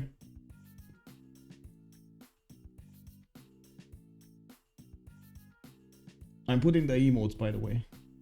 That's what I'm doing right now. And I do have Forever Young as well. There we go. America did a great job in holding up Dido's settler there. Okay, so now guys, you have available emotes. I guess I can actually switch them every time we get a game going, especially for the CWC. Maybe we're gonna get this. You can cheer with OLR, on spot OLR for one last ride, and FY for Forever Young. Easy peasy. Let's actually see if they work. OLR. Spot OLR. Oh, do I need to refresh the page? I think I need to refresh the page for them to actually work.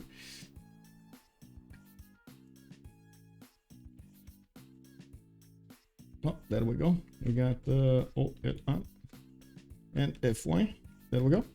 You got both over there. Haha. It's amazing what you can do, man. Okay, so we do have horses coming up from Nsundi. I do see libraries coming up from Opinda. Looking at the yield stand between them, there is 11 sides. We do have Val on 26 and 33. Looks like the longer the game goes on, Darius might be on a disadvantage here. I do see him going for the Walrus Throne, which is going to be quite important for the gold generation. And I do see Kabasa at the moment did choose to go for Audience Chamber here, choosing to go for a higher population level, which honestly might actually come back to be a problem later on in the game. He does need a lot of production, and we do see China is quite aggressive on these moves, even though we do have some defense for these Ngao Mubebas. They did expend a lot of strength to go against that one sword of Darius, and it looks like that was a trap. Honestly, it does seem like that was a trap.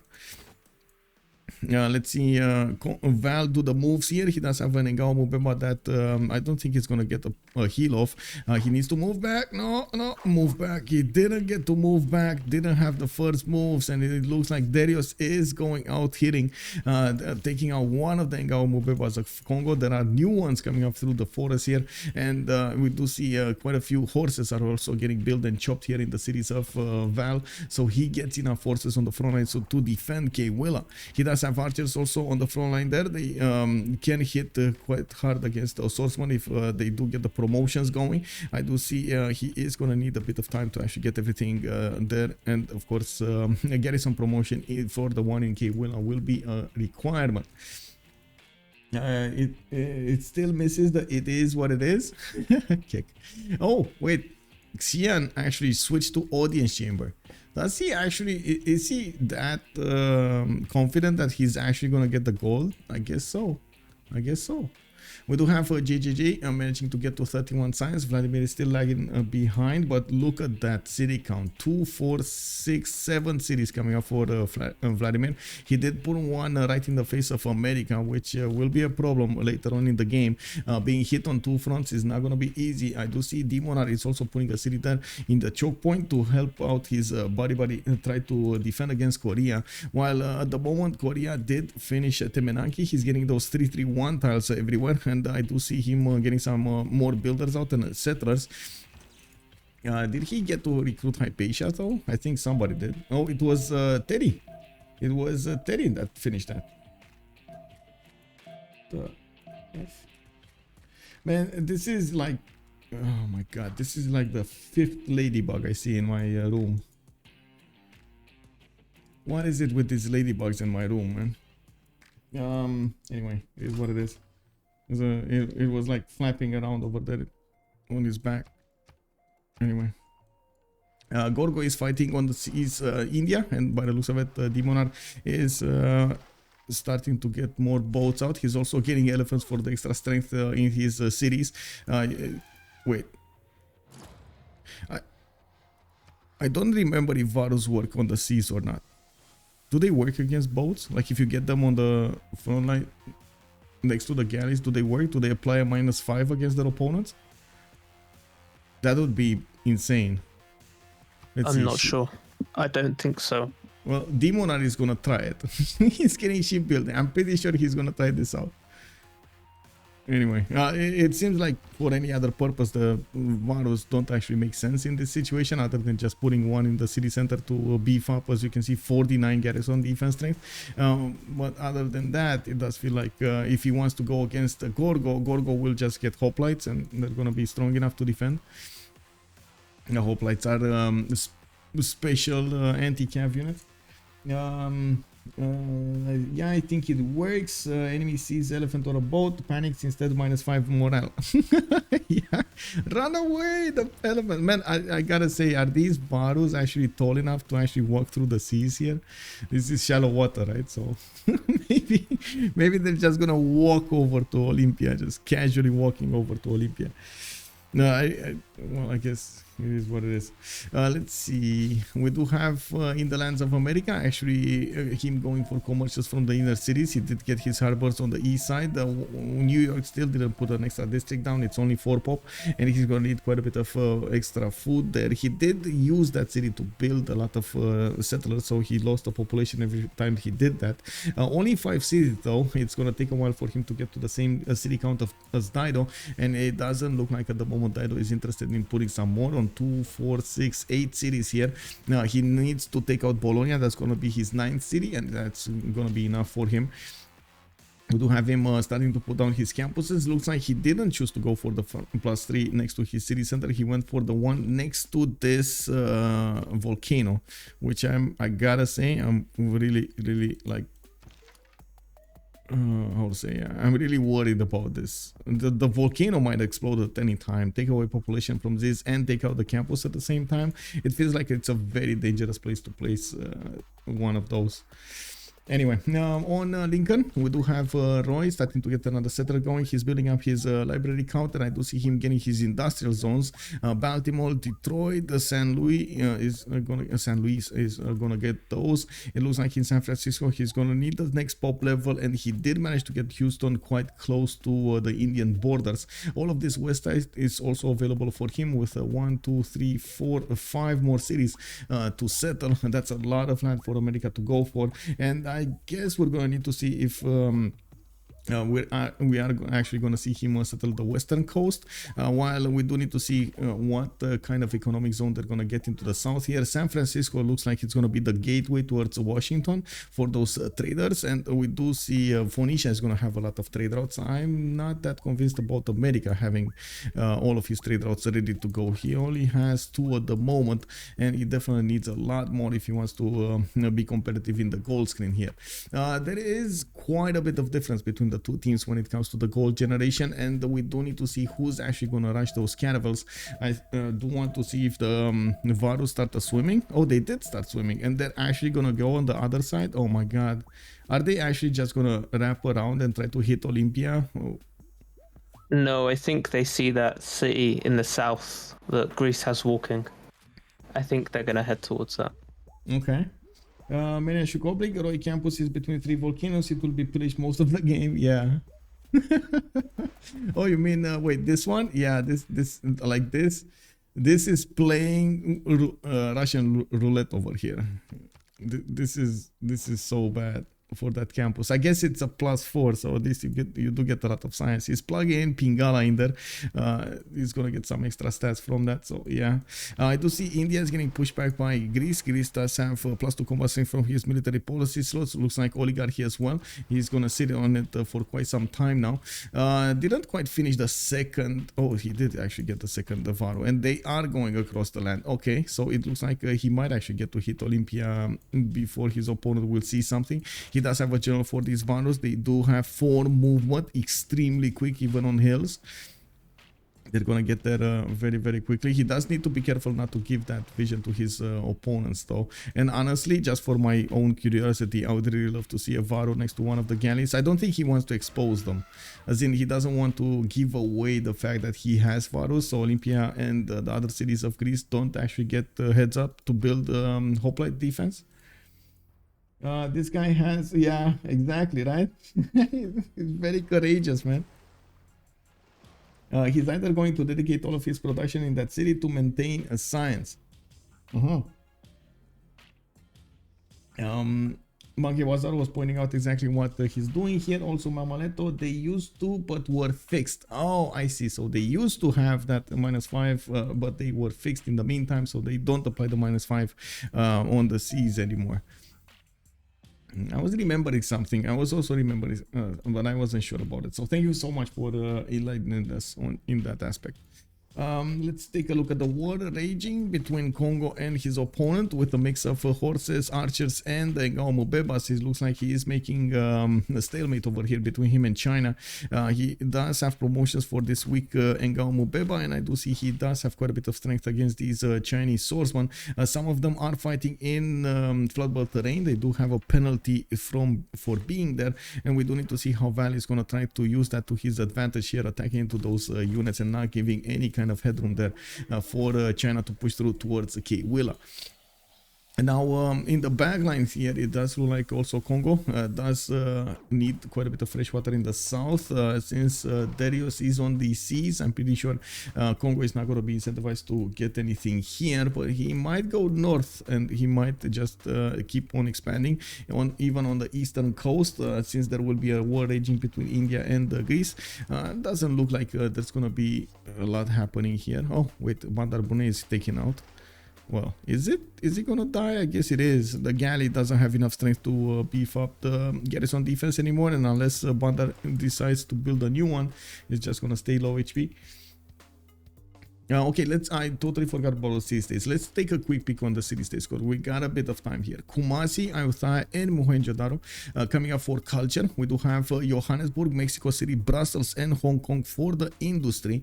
It looks like Bologna is the only one with science, and Bologna is... Wow, he made walls, man. Well, that's a bit unfortunate.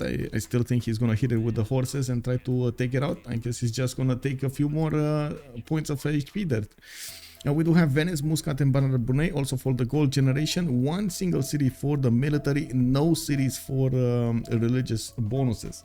That actually makes me think. Take a look here. India did go for monumentality golden. She does have 37 faith attendant with 75 production. Actually has a significant amount of production more than Burize, who's only on 61 and has the faith to work with as well.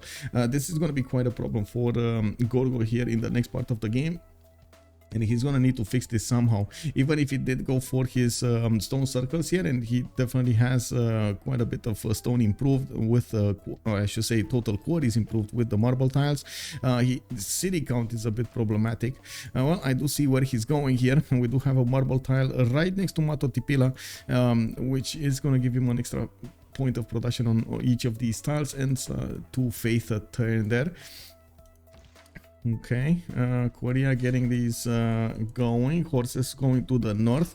A lot of the times the players do prefer to get a few units just to poke against their opponents and force them to make an army over there, force them to use their production into something else other than simming, and putting more pressure on their economy.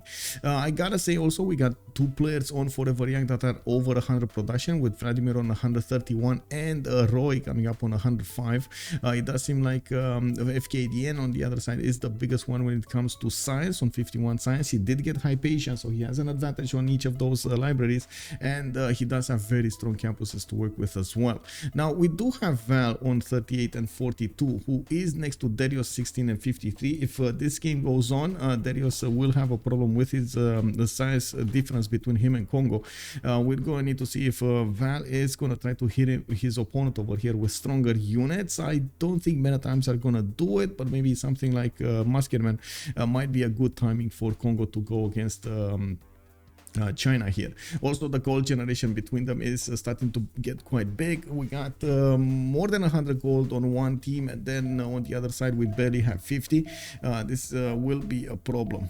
Like they have actually like 30, 42, 48 gold on one side, and then more than 100 on the other. That is a problem. That is a problem. India has done a very good job keeping these Varos out of sight. They're just in this like little column here. They're probably going to move in at the start of next turn. Yeah, that's pretty good. Also, Greece does have a scout there. Maybe he's gonna push out the general. He can't see it. He can't see He can't see it. He can't see it yet, but if he moves one tile to the north and he sees the general, he might actually just go and pop it. That's gonna be a problem. That's actually, let's see, Burize. Will he see this? The city of Olympia is also 35 strength. Even the Varus 46 will need a bit of time to attack into it. And if he loses that extra +5, that's just going to be bad. We do have audience chamber coming up from Patna here in India's capital. Looks like Demonar will need a bit of time to get to his cartography. Burize is wanton buttress, and I do see Demonar is going for apprenticeship for the extra production. Not really going that fast for cartography, but I gotta say he is on 51 science. And finally, okay, Demonar did actually couple his general with one of his. I do see a city state got taken out. Bandar Brunei, that general is out of danger. Multiple amphitheaters coming up from Sparta. The extra culture will be nice, but I guess the science difference between them will be a problem. I do have to say that Buriza going directly for caravels and Demon are putting it off might just end up being on the same time. Generally he slams next turn indeed. I'm pretty sure it's gonna be a last move here coming up from the Varus. Would be nice if you would have had a third one. The city of Olympia would have just died much faster, even though this is gonna be fast anyway. Oh my god, that scout still didn't see. He did go north, but he never actually saw the Indian Varus. Yeah, wow. He didn't get. Wasn't quick enough.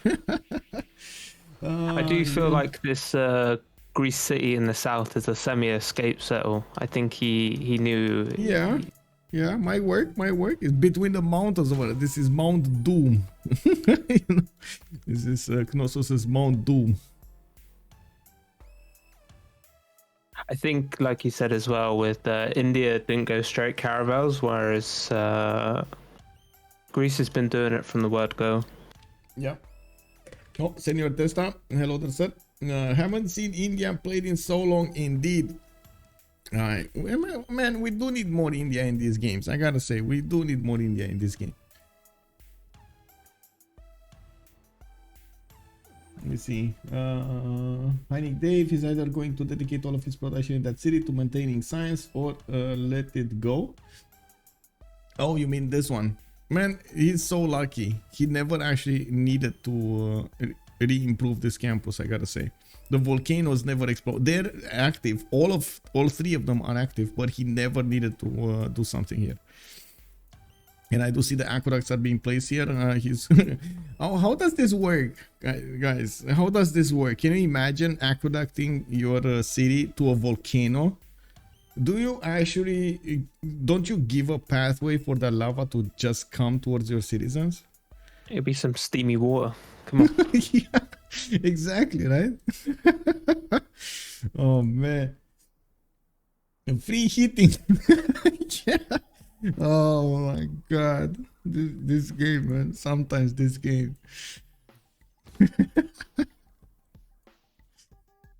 They actually do that. I can't think what it's called when they put pipes to hot cores in the ground and then harvest the steam. I can't think what it's called, but oh, the geothermal heating. Yeah, that makes sense. I know about the technology. It's at the moment quite expensive, but it does pay off in time.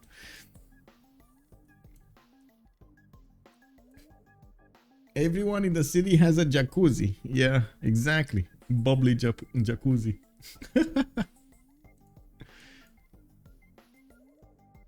Well, we do have a disconnect here, and I guess it's gonna take a bit of time here. I think your early analysis of this is going to come down to gold, I think. Gold, right? Yeah. Yeah.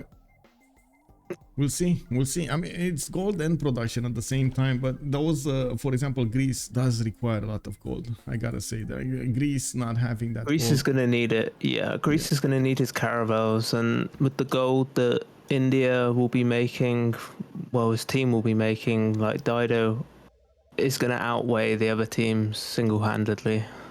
Yeah, almost is at the moment, actually.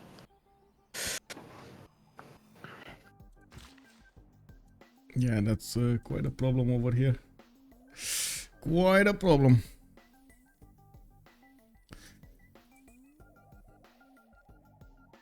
I guess we're waiting for this. I'm very shocked to see Kongo not go south with any settlers either. I know there's not fresh water down there and he'll have to settle on the coast, but I'm surprised he hasn't gone that way. He only has a city, right? Yeah, one city on that 2-foot flat tile. But yeah, I guess more cities is good for China. Any extra settles is gonna be nice for him. He does have a few of them in the north as well, much more, much safer. And for example, I do see a very powerful Petra city, which does benefit from like 2, maybe 3 chops if you spend some gold into it. That's what? That's gonna double his economy, by the way. If he goes Petra there, he's gonna get double the money. Yeah, I'm surprised he hasn't gone up there yet. I'm surprised he's committed to a rail war with Kongo here, I guess. Yeah, I guess he needs to. He's probably fearing about the Kongo and Mvemba if they just get to run wild over here against him. He's gonna be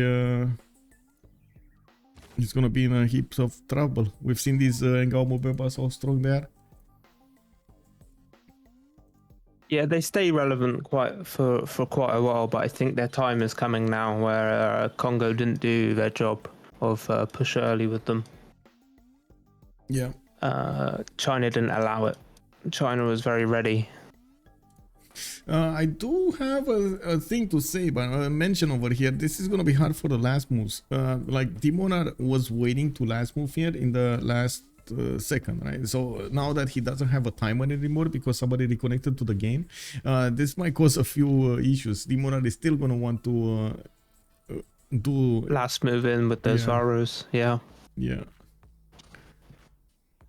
I guess we'll see. What is Vladimir time? What does Vladimir time mean? Is he living on a different time set than we are? Like his minute is like 80 seconds instead of 60 seconds or something? Yeah, his time is he gets Giga last moves. He's Giga last moves, yeah.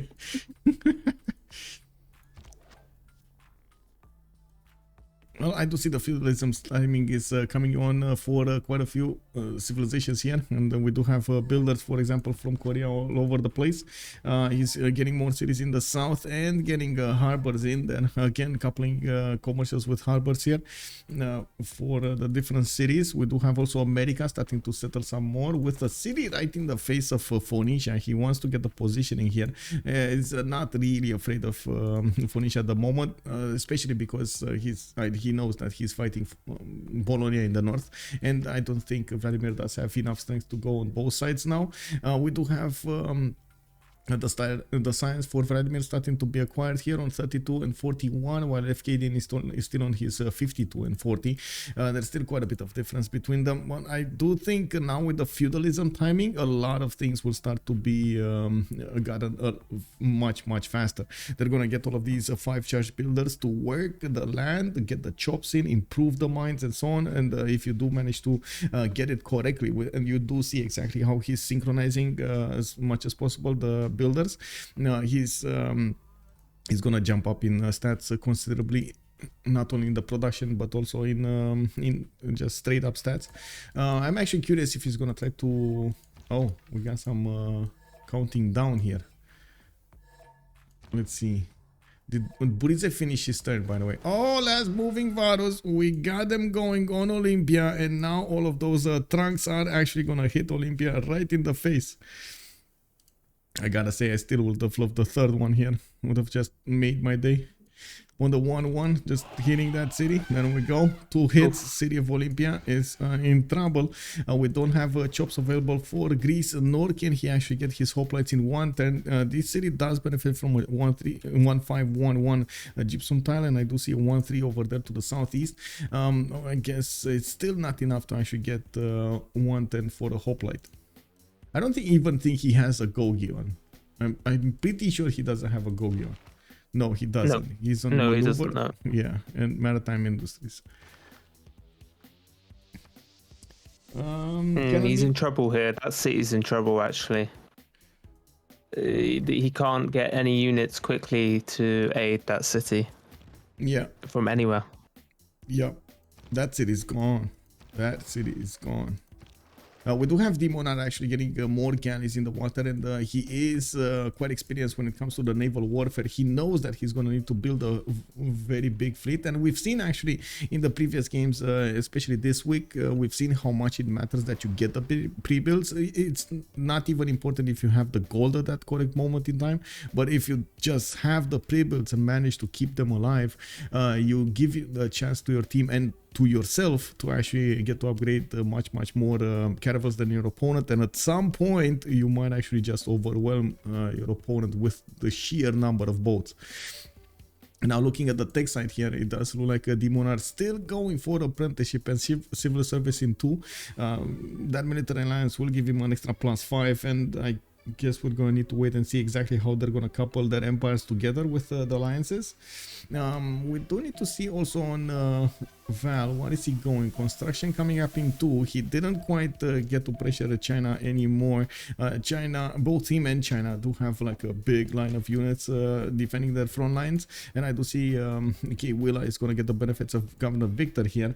I guess we do need to see the moves from the Varus attacking to Olympia again. There we go. Man, that city's gone. That city's gone. He got a horse. It's still not enough. That city's gone, whatever happens. 2 Varus and he took Olympia. Did he just... Oh my god. He spent 160 gold to get a horse? I think he did, right? He did. He chopped one and bought the other. Oh my god, that is so expensive. Like, looking at the gold situation here in their coffers, they just don't have enough. They're starting like slowly, 11, 16, 16 and 10, but the gold difference is just insane between them.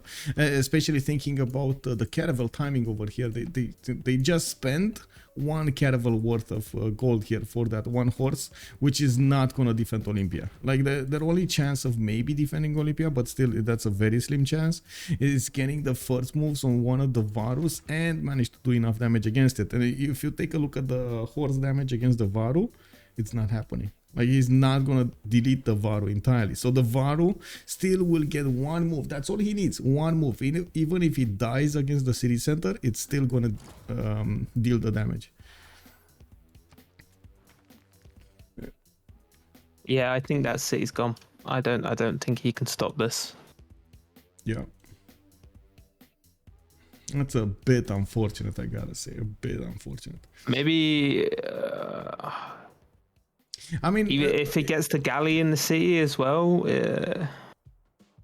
No. The city already has the horse strength. The galley won't add anymore. True. Unless it's a caravel or something like more strength. But no, it's not. So that's it. Okay, we do have the Monarch getting harbor shipping projects, and yes, he is gonna need one of those Renaissance giving admirals. We do have India making 6 admiral points at 10, Phoenicia is on 12.6, and America is on 2.3, Greece on 2. It doesn't look like Greece will have the benefits of one of these admirals. He's gonna have to choose. Oh my god, It's gone. Yeah, it's been deleted. Bye bye. Man, at least he has a builder. And he got 20 culture from that Varu. He's gonna get another 20 from another Varu. You gotta look on the bright side, man. You know? He had again in the city and moved it out, saved it. Yeah. Imagine if the city survives because Demonar didn't bring warrior. Maybe he retakes it. Yeah, well, it didn't survive. It got 1 city. This is the first kill of the game here. We do have also Bologna taken out. Vladimir did manage to win the war against that city state, taking away quite a bit of advantages here. Well, it was on the other team, and now they just don't have science. And looking at this, it's also, I do want to point out on the science screen, it does seem like Forever Young is getting quite a bit of advantages here. 54, 78, 45 and 49, while on one last ride we got 23, 58, 57 and 28. There's a significant difference between them, and Demonar, who is going against Gorgo, does have the most science in the game at the moment, even outmatching FKDN's science here. Looks like he's 1 turning Batras, and oh my god, Buriz is 7 turns away from cartography. I think Demonar should be around 4 turns, like Batras in 1 and maybe 3-4 turns for cartography.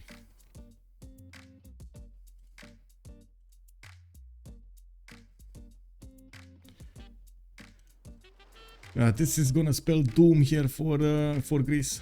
He might not die entirely, because again, Knossos Mount Doom over here might actually survive, and he might get the city back next to Korea, but still it is gonna be a problem. Now we do have Korea starting to put down his encampments. He knows that he's gonna need to start preparing for the timings of those Korean Hawachas, even though I don't like that I don't like the placement of this encampment. Why is it next to the Seon?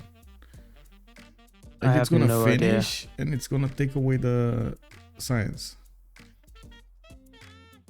Okay, that's a big boo-boo. Okay, it didn't. Oh, it didn't finish. Okay, never mind. Wait, is this the correct encampment? I think that is the correct encampment. He moved it on the builder, it's fine. Okay, so multiple builders coming out. We got FKD in here with multiple builders also out and about and improving his land, chopping as much as possible. He doesn't have actually choppable abilities in Chicago. These tiles are flat tiles. He's not going to get to improve mines on them, and I'm pretty sure he doesn't want to do that. We do have also him getting a few more traders, and he is struggling to get the gold for his teammates. 32 gold a turn at the moment. They don't even have enough throughout their coffers at the moment to get one single caravel out. There is some advantage here for Burise's culture. He does have a lot of culture. He's going to be 2 turns away from mercenaries, and it looks like 5 turns away from cartography, while yeah, there we go, demonar is 3 turns away from cartography, and feudalism is going to come in 2. So he is going to get Burise is going to get to upgrade with half cost, and then India is going to need to do the full cost, and they will need to actually keep quite a bit of gold for this attack. There's also another advantage here for India because of these admirals. He did manage to recruit Zenki, so he did acquire a medieval renaissance admiral here, and we might see another one. We're gonna need to see if he's gonna want another one. He'll get another one for sure, but his teammate will lock him out if need be. Yeah, I guess so. Also, we got 7 more turns until the medieval era. This is the time that the players know they need to get the era score for the next era to keep being in a golden age, or maybe some of them, wink wink Burise, might actually want to go dark age, so he gets an extra +5 on his boats. But that's not happening. He already has 44 points out of 51. He can easily get the golden age, though. He still can build a hoplite, and I'm pretty sure the extra +4 is going to be quite easy, quite good for him.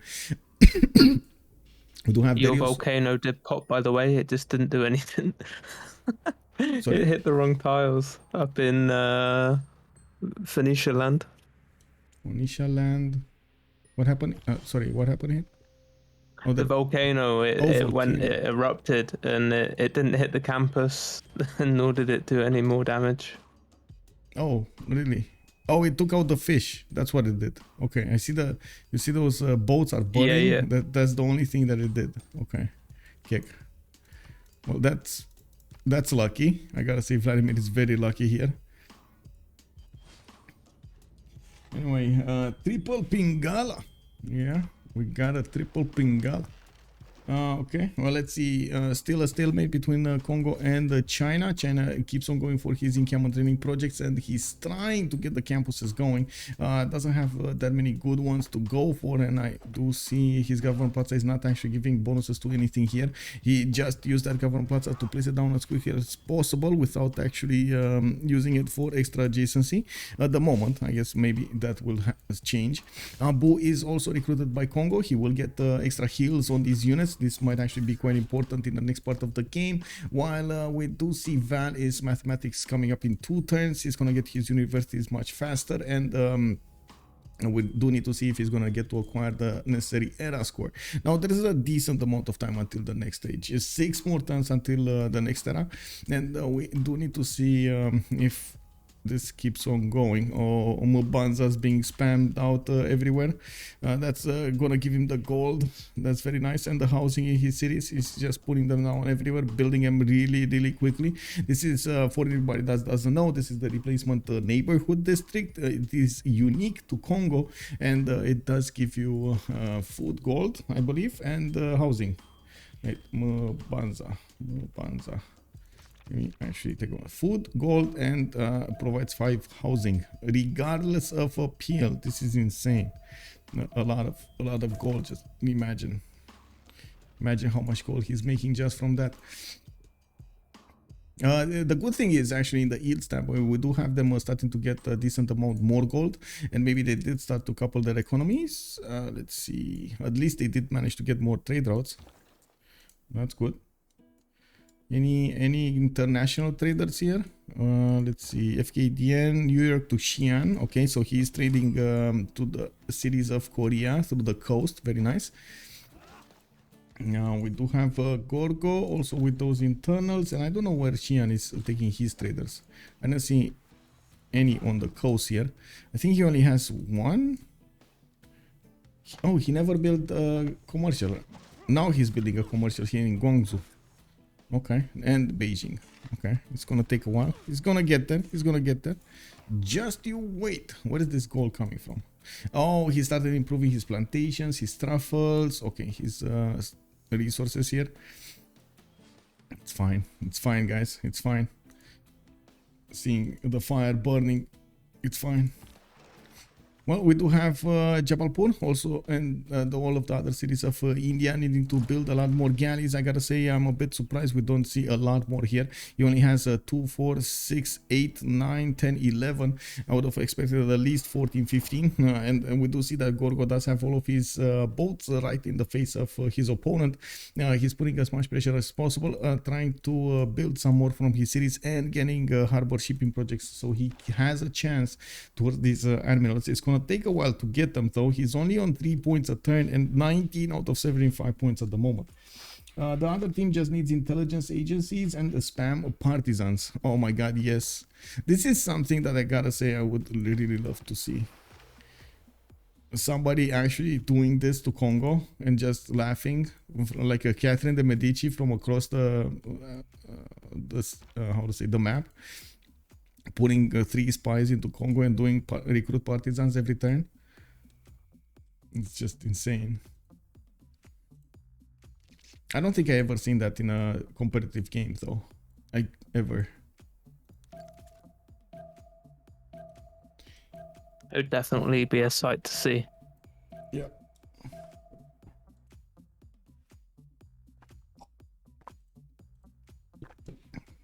I don't think Greece is going to get an admiral here. How many points? So, is this the last one? How many got recruited? Rajendra Kola, It's not the last yet. I think it's 2 more. America making 6, India's making 6, and then Phoenicia is on 14.9. But we're gonna have a project. Wait, is America gonna get another one, or is India gonna get another one? Does he have a project? It would be quite important, yes, to get another project here. But what would you prioritize? Getting a project or getting more boats out? Yeah, it's 3 turns. See, I don't know. Oh, he's chopping. Yeah, he'll get one. It'll only be 1 though. Oh, okay. So he put 2 of these harbor shipping projects. Yeah, he's getting. I mean, that 1 is enough. That's all you need. 1 is enough. It's unfortunate that they're not focusing on this. I guess we might see if India will want to chop it as well. I would have expected him to put this, there we go, the faith generation to the builders rather than using the production. It looks like he is doing just that. He's also getting more Varus, new Varus. Okay. Oh wait, this is not a new Varu. That Varu actually survived? I can't believe it. That Varu actually survived. Lol. Okay, sure. If it works, it works. Why not?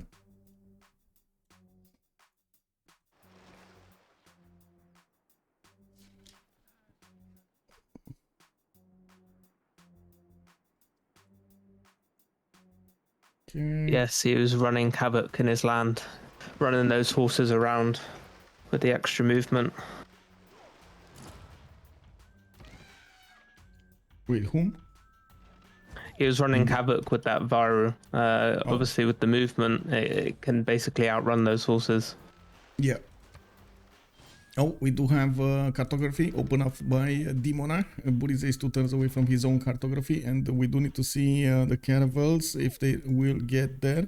There is 7 movement on these Indian units, and of course then he is over there to give the bonuses. He should move that a little bit further though, and I'm actually a bit surprised he's not focusing on upgrading his level 1 galleys over the other ones.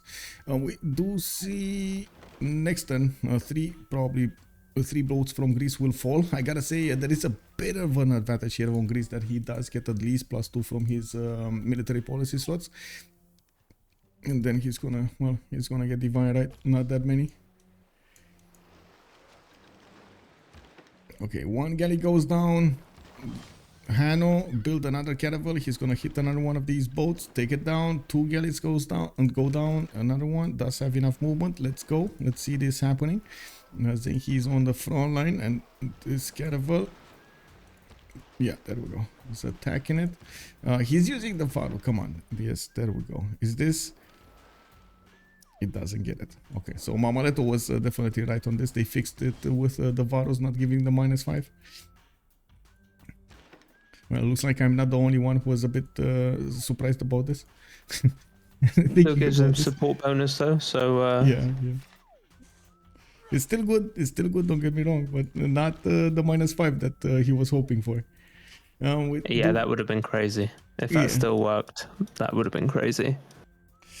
We do have Delhi putting more harbors in the north. I believe we do need to see if that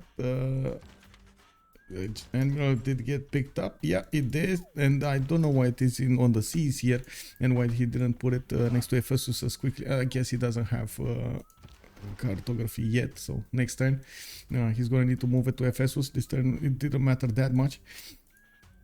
A bit unfortunate, and I'm pretty sure Demonar is kind of kicking himself for not putting another project there, and also asking Dido to make a project, so he takes away those animals, pushing the animal necessary points to 305. Would have basically denied Greece from getting one. I'm pretty sure they could have done that.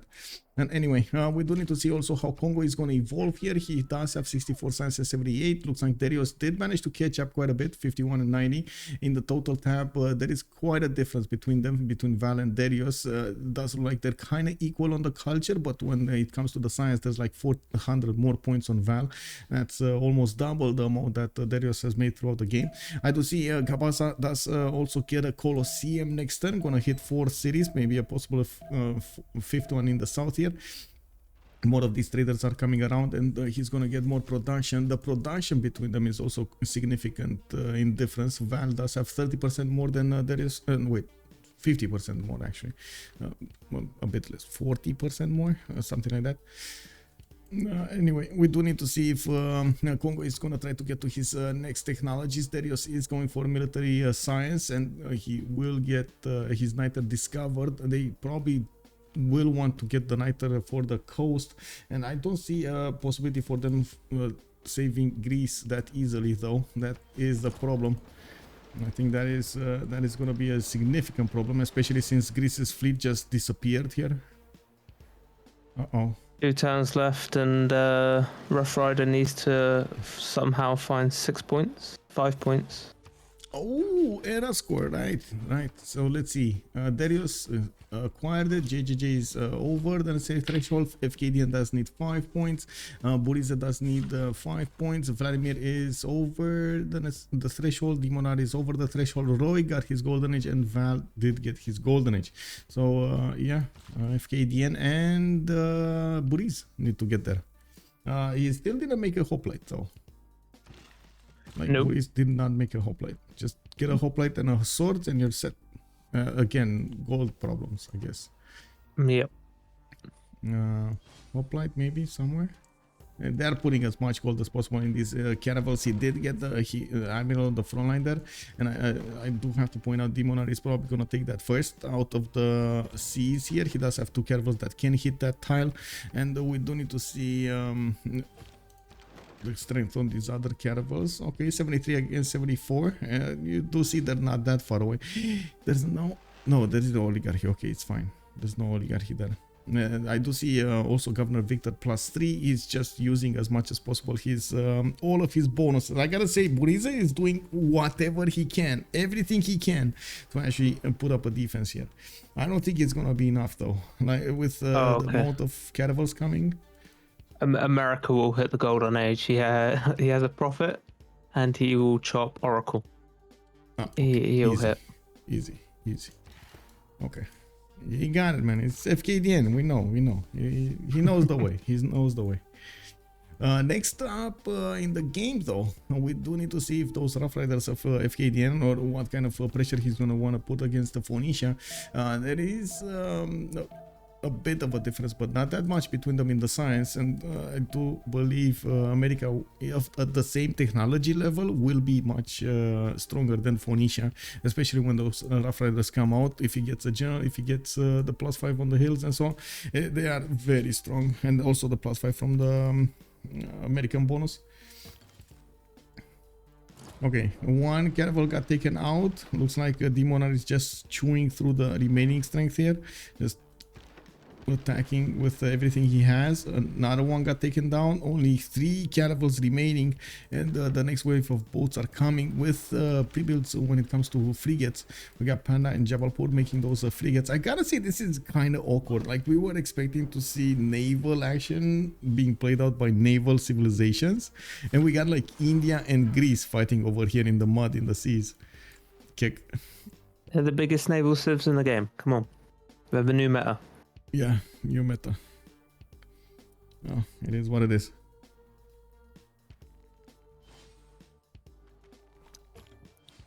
Greece does have no more pre-builds though, so you should be worrying now.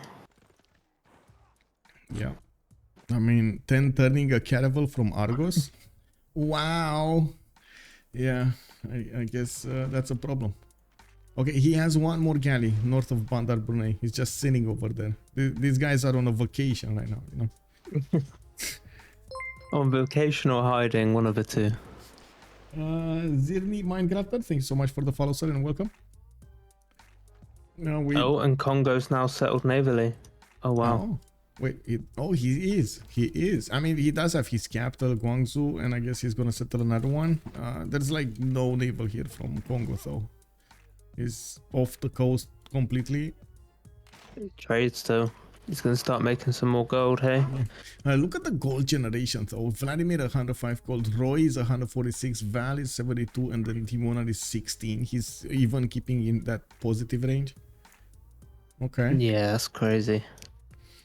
Well, in the tech side, though, Val is going printing. We do have Square Reading coming up for a Demonar in 2 turns, and I guess the biggest question is, do they have the Niter? Roy and Val are making those Niter points. In the Eel Stamp, we do have, oh my god, 228 production on Roy, 200 on Vladimir, 209 on Val, while on the other side, we got 146 on Darius, JJJ 160, FKDN on 115, and Buriz is 75. Yeah, Buriz does seem like it's in a very tough spot over here. We do have JJJ actually wanting to put a city right in the face of his opponent here. And wait, is he actually going to put it in place there? Because that's forgettable. Yeah, that both spots would be, hey? Oh no, he's gonna take away from himself a farm tile from Jeonju? Yeah. Okay. Maybe he's gonna put it on the. Well, no, I'm pretty sure. That's Maybe a he keeps idea. walking, but then it's off fresh. Eh? Yeah, I don't know. Anyway, we do have Foreign Ministry coming up from him, and looking at the tech side here, looks like JJJ is going engineering, diplomatic service with dead pop into the next era, and let's actually take a look at if they do choose their bonuses. FKDN immediately choosing pen, brush, and voice. JJJ pen, brush, and voice. We do have Gorgo in a golden age. He did manage to get it.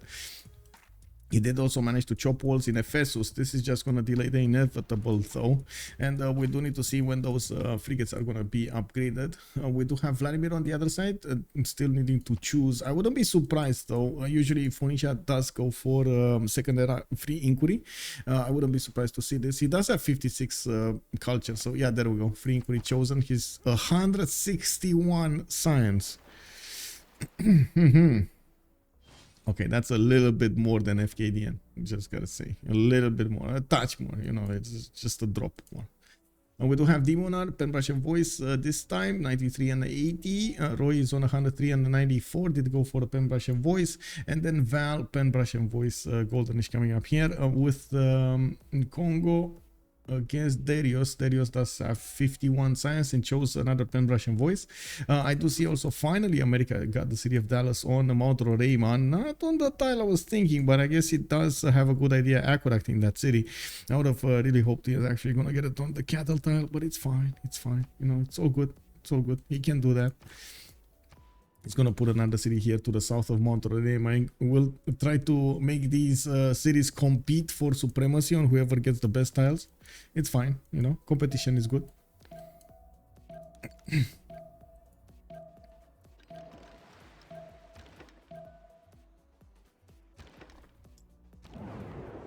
Okay, so let's get this going really quickly. I go for me, digital democracy, and me. You go B, me, B, digital democracy, B, me. And I guess we're gonna have 2 minutes of pause until the next part. Be right back.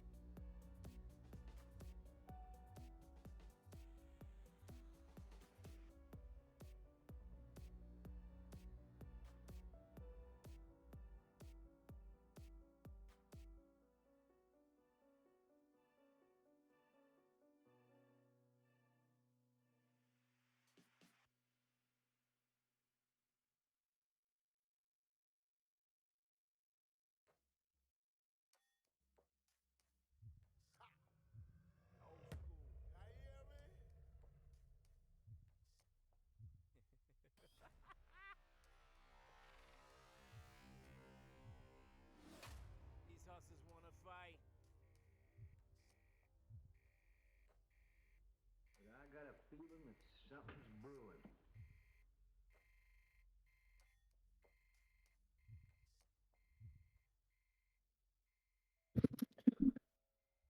Okay, Michael and Lex, I'll call out. No. International trades went -4 to Dido.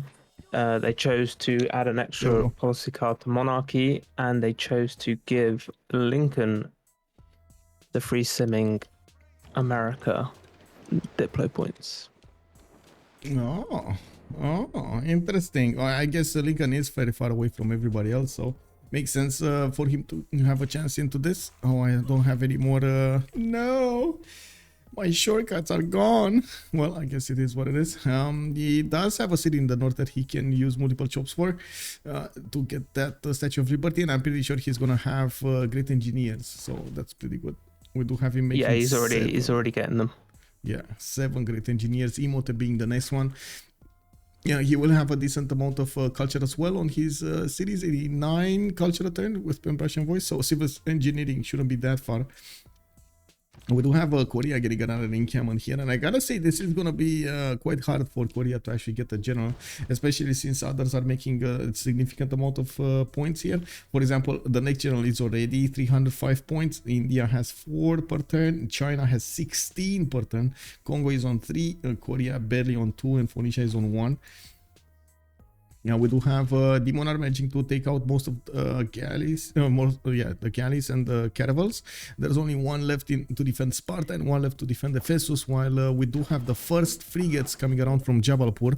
They're gonna go and start attacking the walls of Jabalpur and slowly eat away at that defense. Lexad on 2, is that on an inland sea? Yeah, on 2 inland seas. He has his own seas over here and has a sea that he's sharing with America and India. They're just gonna get the trade routes between them and will generate so much gold. I gotta say, FKDN is showing up for his teammates here. He did manage to get 123 gold, and that will help them out come from that negative gold or very low gold situation. Let's see on the merchant screen, what did we have happening on the merchant screen? Korea did manage to pick up Marco Polo. We do have America picking up Ifalan and Zankian. Where is it?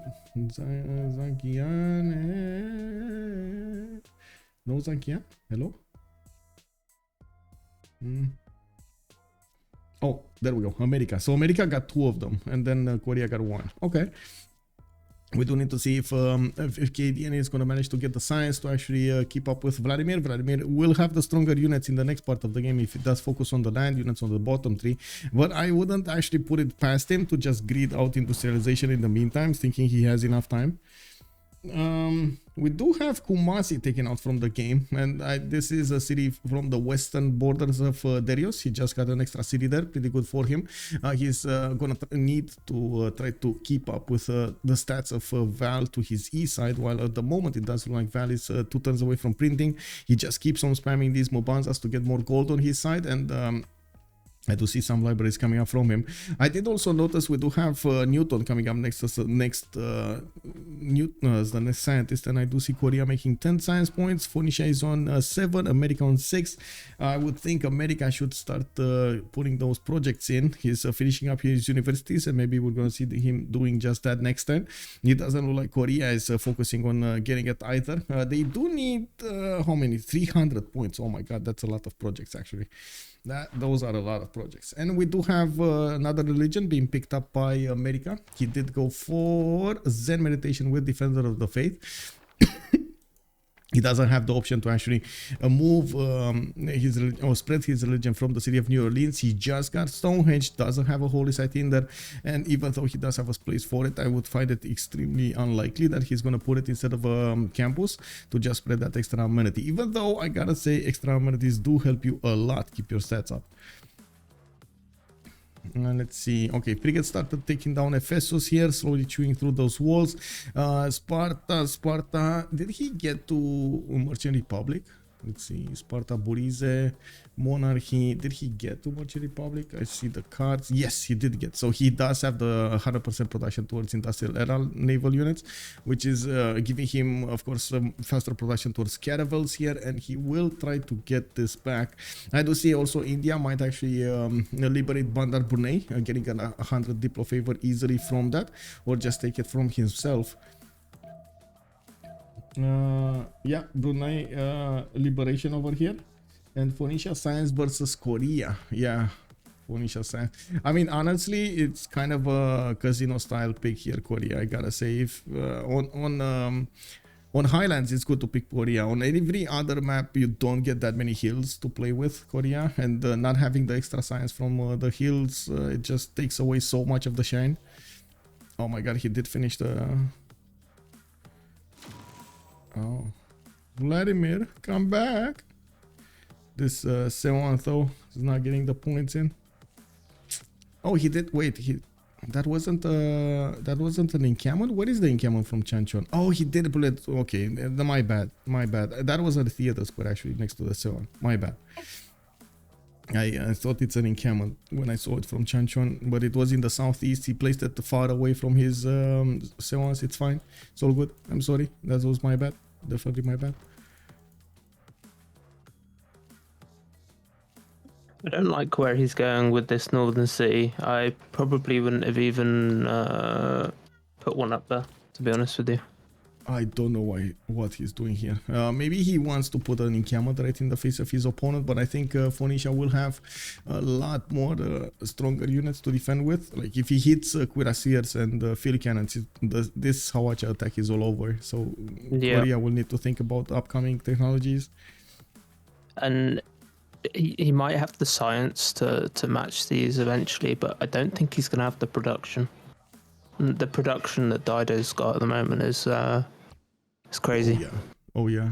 273. That's a very good point. What does he have? He has... Oh, I don't see the product. Wait, 1 second. 173. He has 173 versus 273. Yeah. That 100 production difference is massive. I guess we're gonna get to see when we get there. Oh, Kongo did actually settle frigates. All he has to do is put frigates on the ocean, and it makes any unit coming up through this passage instantly taking damage. And same from India. India does the same on the other side. Yeah, there is a bit of light here. These rainforest tiles are kind of blocking the vision. It's only battleships that are going to stop this from happening. Like if he goes directly through the flatland, they're gonna get protected, but I don't think there's gonna be enough space to deploy an army here. Like you need multiple tiles to deploy an army. Oh, we got another break here. 10-minute break. Okay guys, 10-minute break. You heard it here. I'll take my coffee in this time then. Okay, Well, the 10-minute break. What can I say? It is what it is. Give me a second. I think I can put something in. Let me see. Studio. Let's go down. Can I put it here? Yeah. Can put it right in the middle of the screen and put a 10-minute countdown. So you guys can know until we get there. Here we go. So be right back. Let me actually center it. It is what it is.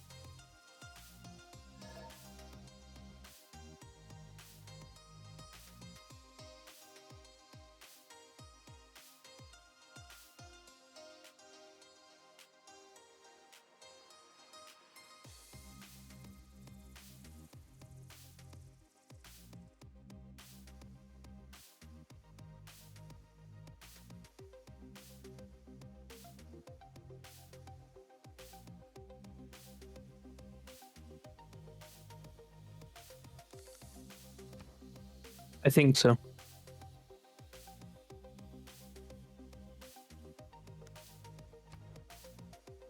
We are, yeah, if it rolls.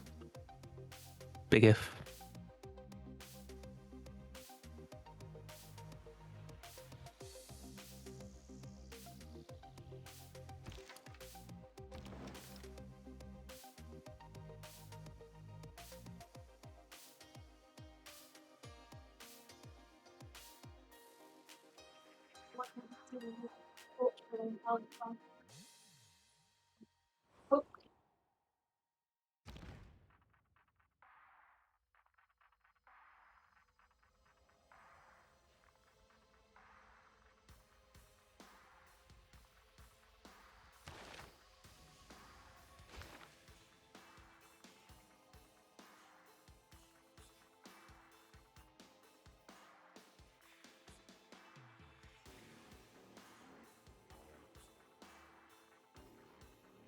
Yeah, I think this game's going to come down to if America can do something against Phoenicia and if China can do something against Congo.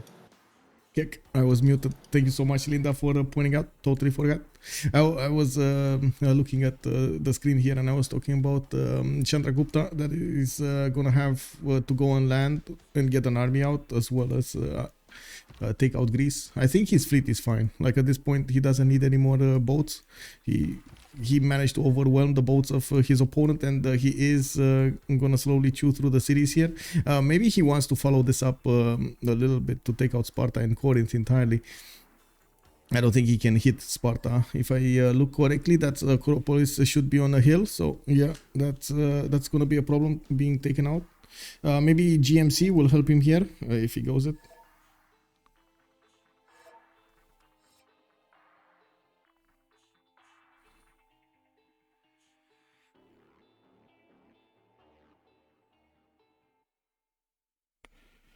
And we're still waiting for the lobby here. Okay, got it. Thank you, Heineck Dave. By the way, thank you. Spicy Cisco. Yeah, there we go, Cisco. You had how to say? They couldn't hear me, so they only heard your spicy my claim voice. to fame, you know. Yeah. They don't want to hear you. Yeah.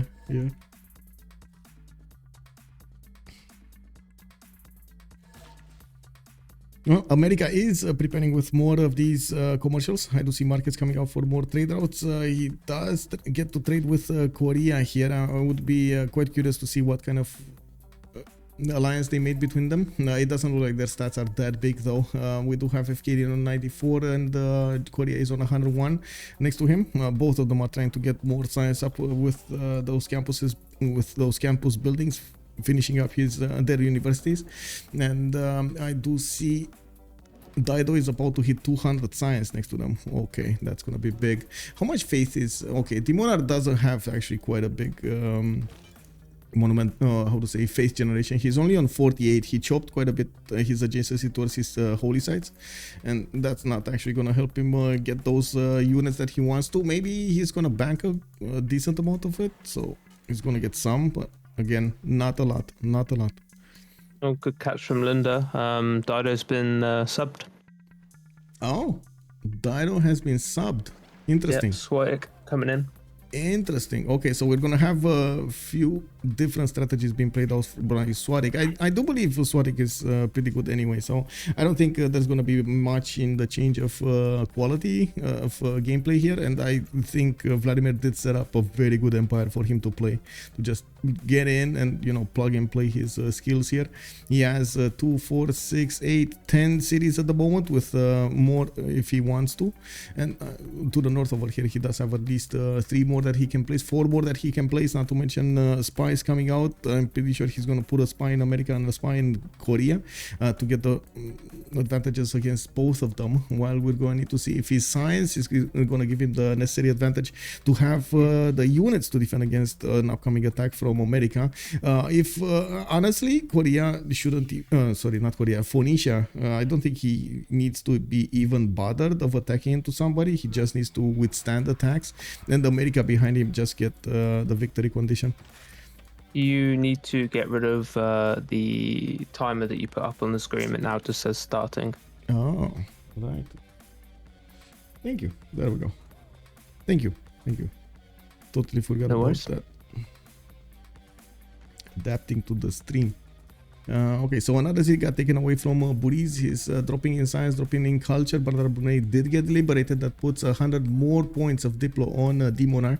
And we do see Buriz is trying to get new boats out from Sparta and Argos. He did put a harbor out from Sparta, and using that extra production might help a little bit. But these boats are not as strong as the boats of India. They do have already promotions, the level 1s and the level 2s. And I do see... Demon are benefiting from frigates on India is going to be very important. America picked up Muscat as the city-state. That's where a lot of the gold generation is coming from. Oh, very nice, very nice. We'll see if there's going to be any kind of attack on it. Muscat is next to the coast. It can be attacked with ships quite easily. Can be taken down. It is actually close to Kongo. Maybe Muscat goes on the offense here. I see swordsman in the water, so I don't know, man. These city-states sometimes just go berserk on their opponents. Just go crazy. They feel threatened. Yeah, we do have Darius here with quite a bit of a problem. He did try to make up for his lack of an economy, and you do see he didn't actually quite get the science. He did manage to acquire a decent amount of culture from his encampments. I'm pretty sure he did acquire quite a few of these great works. Yeah, there we go. We do have him with writers, at least 2 of them that I can see, and that allows him to get the books inside of those barracks. Now, I don't know how that works, by the way. Just do we actually get the books for your soldiers? I have no idea how that works. But anyway, looking at this, we do have to see if Val is going to manage to get the science up to overwhelm the armies of China at some point. It looks like, yes, he is getting more campuses on the east side. He did get the extra amenities from his opponent, and unfortunately my lens doesn't work, so let me put it up over here. Where is it? Power? No, not this. This loyalty. Oh my god, 8. Right, this one. Okay, the loyalty one for the happiness. Happiness. Okay, he's at least at the happy level. It doesn't get ecstatic yet, and I guess we would really want to see the continent splits. They have 1 continent here, 2, 3, no, 2, that's 2, 3 continents worth of amenities that they can trade with each other. I'm not sure exactly how many amenities they have in total throughout in their territory, because sometimes even if the continents are being shared, some of the resources are quite out of reach. So I guess it's up in the smoke over here to see what's going to happen. Okay, universities from Chonchon, foreign ministry in Seoul. We do have knights coming up from Jeonju, and you did mention the production capabilities of Darius versus Daido. Daido is just on. He's on 230. Wasn't he like 270 earlier? Did he drop it significantly? Yeah. Okay, he probably switched a few cards or something. I guess. I'm guessing. But like you said, he's probably greeding out and going towards industrialization, whereas Korea won't be doing that. Where is he going? Military science. He's getting the niter up. Okay, maybe he's not. I don't know. Let's see. Because he did put down 1 single, actually 2 industrial zones. Wait, he did get 2 of them. We'll see. Now we do have to see who's going to get the points for Isaac Newton. It's quite expensive now. It's 305 points, while in the engineer screen, America is the one making the most engineers by far. He's on 10 points a turn, so he will probably recruit Newton, and he's putting more industrial zones and workshops in his districts here. He's also getting a lot of units with this. I'm actually quite curious what is he going to do with the units he is acquiring. Now, while in the south, it does look like Phoenicia. Greece is gonna start losing cities. Dimona will need to make an army. I gotta say, I don't think there is an easy way for him to take down Sparta and Corinth and Knossos at the same time, to try to take away an opponent from the board. So he needs to make an army. Definitely needs to make an army. Where can he go for? Let's see. Demonar is item working. Diplomatic, 114 science. Does have a significant amount of science. Could even go for cuirassiers if he wants to be honest. He shouldn't be that far away from cuirassiers with the science he's gonna acquire. Not right now, but acquire throughout the next turns. Is one turning machinery. He did get. Yeah, he's getting through the bottom 3 right now. Okay, he probably wants printing. That's what he's eyeballing there. We do have a confirmation over here from Lexat telling us that Swatik is good. I do have to agree. Swatik is good.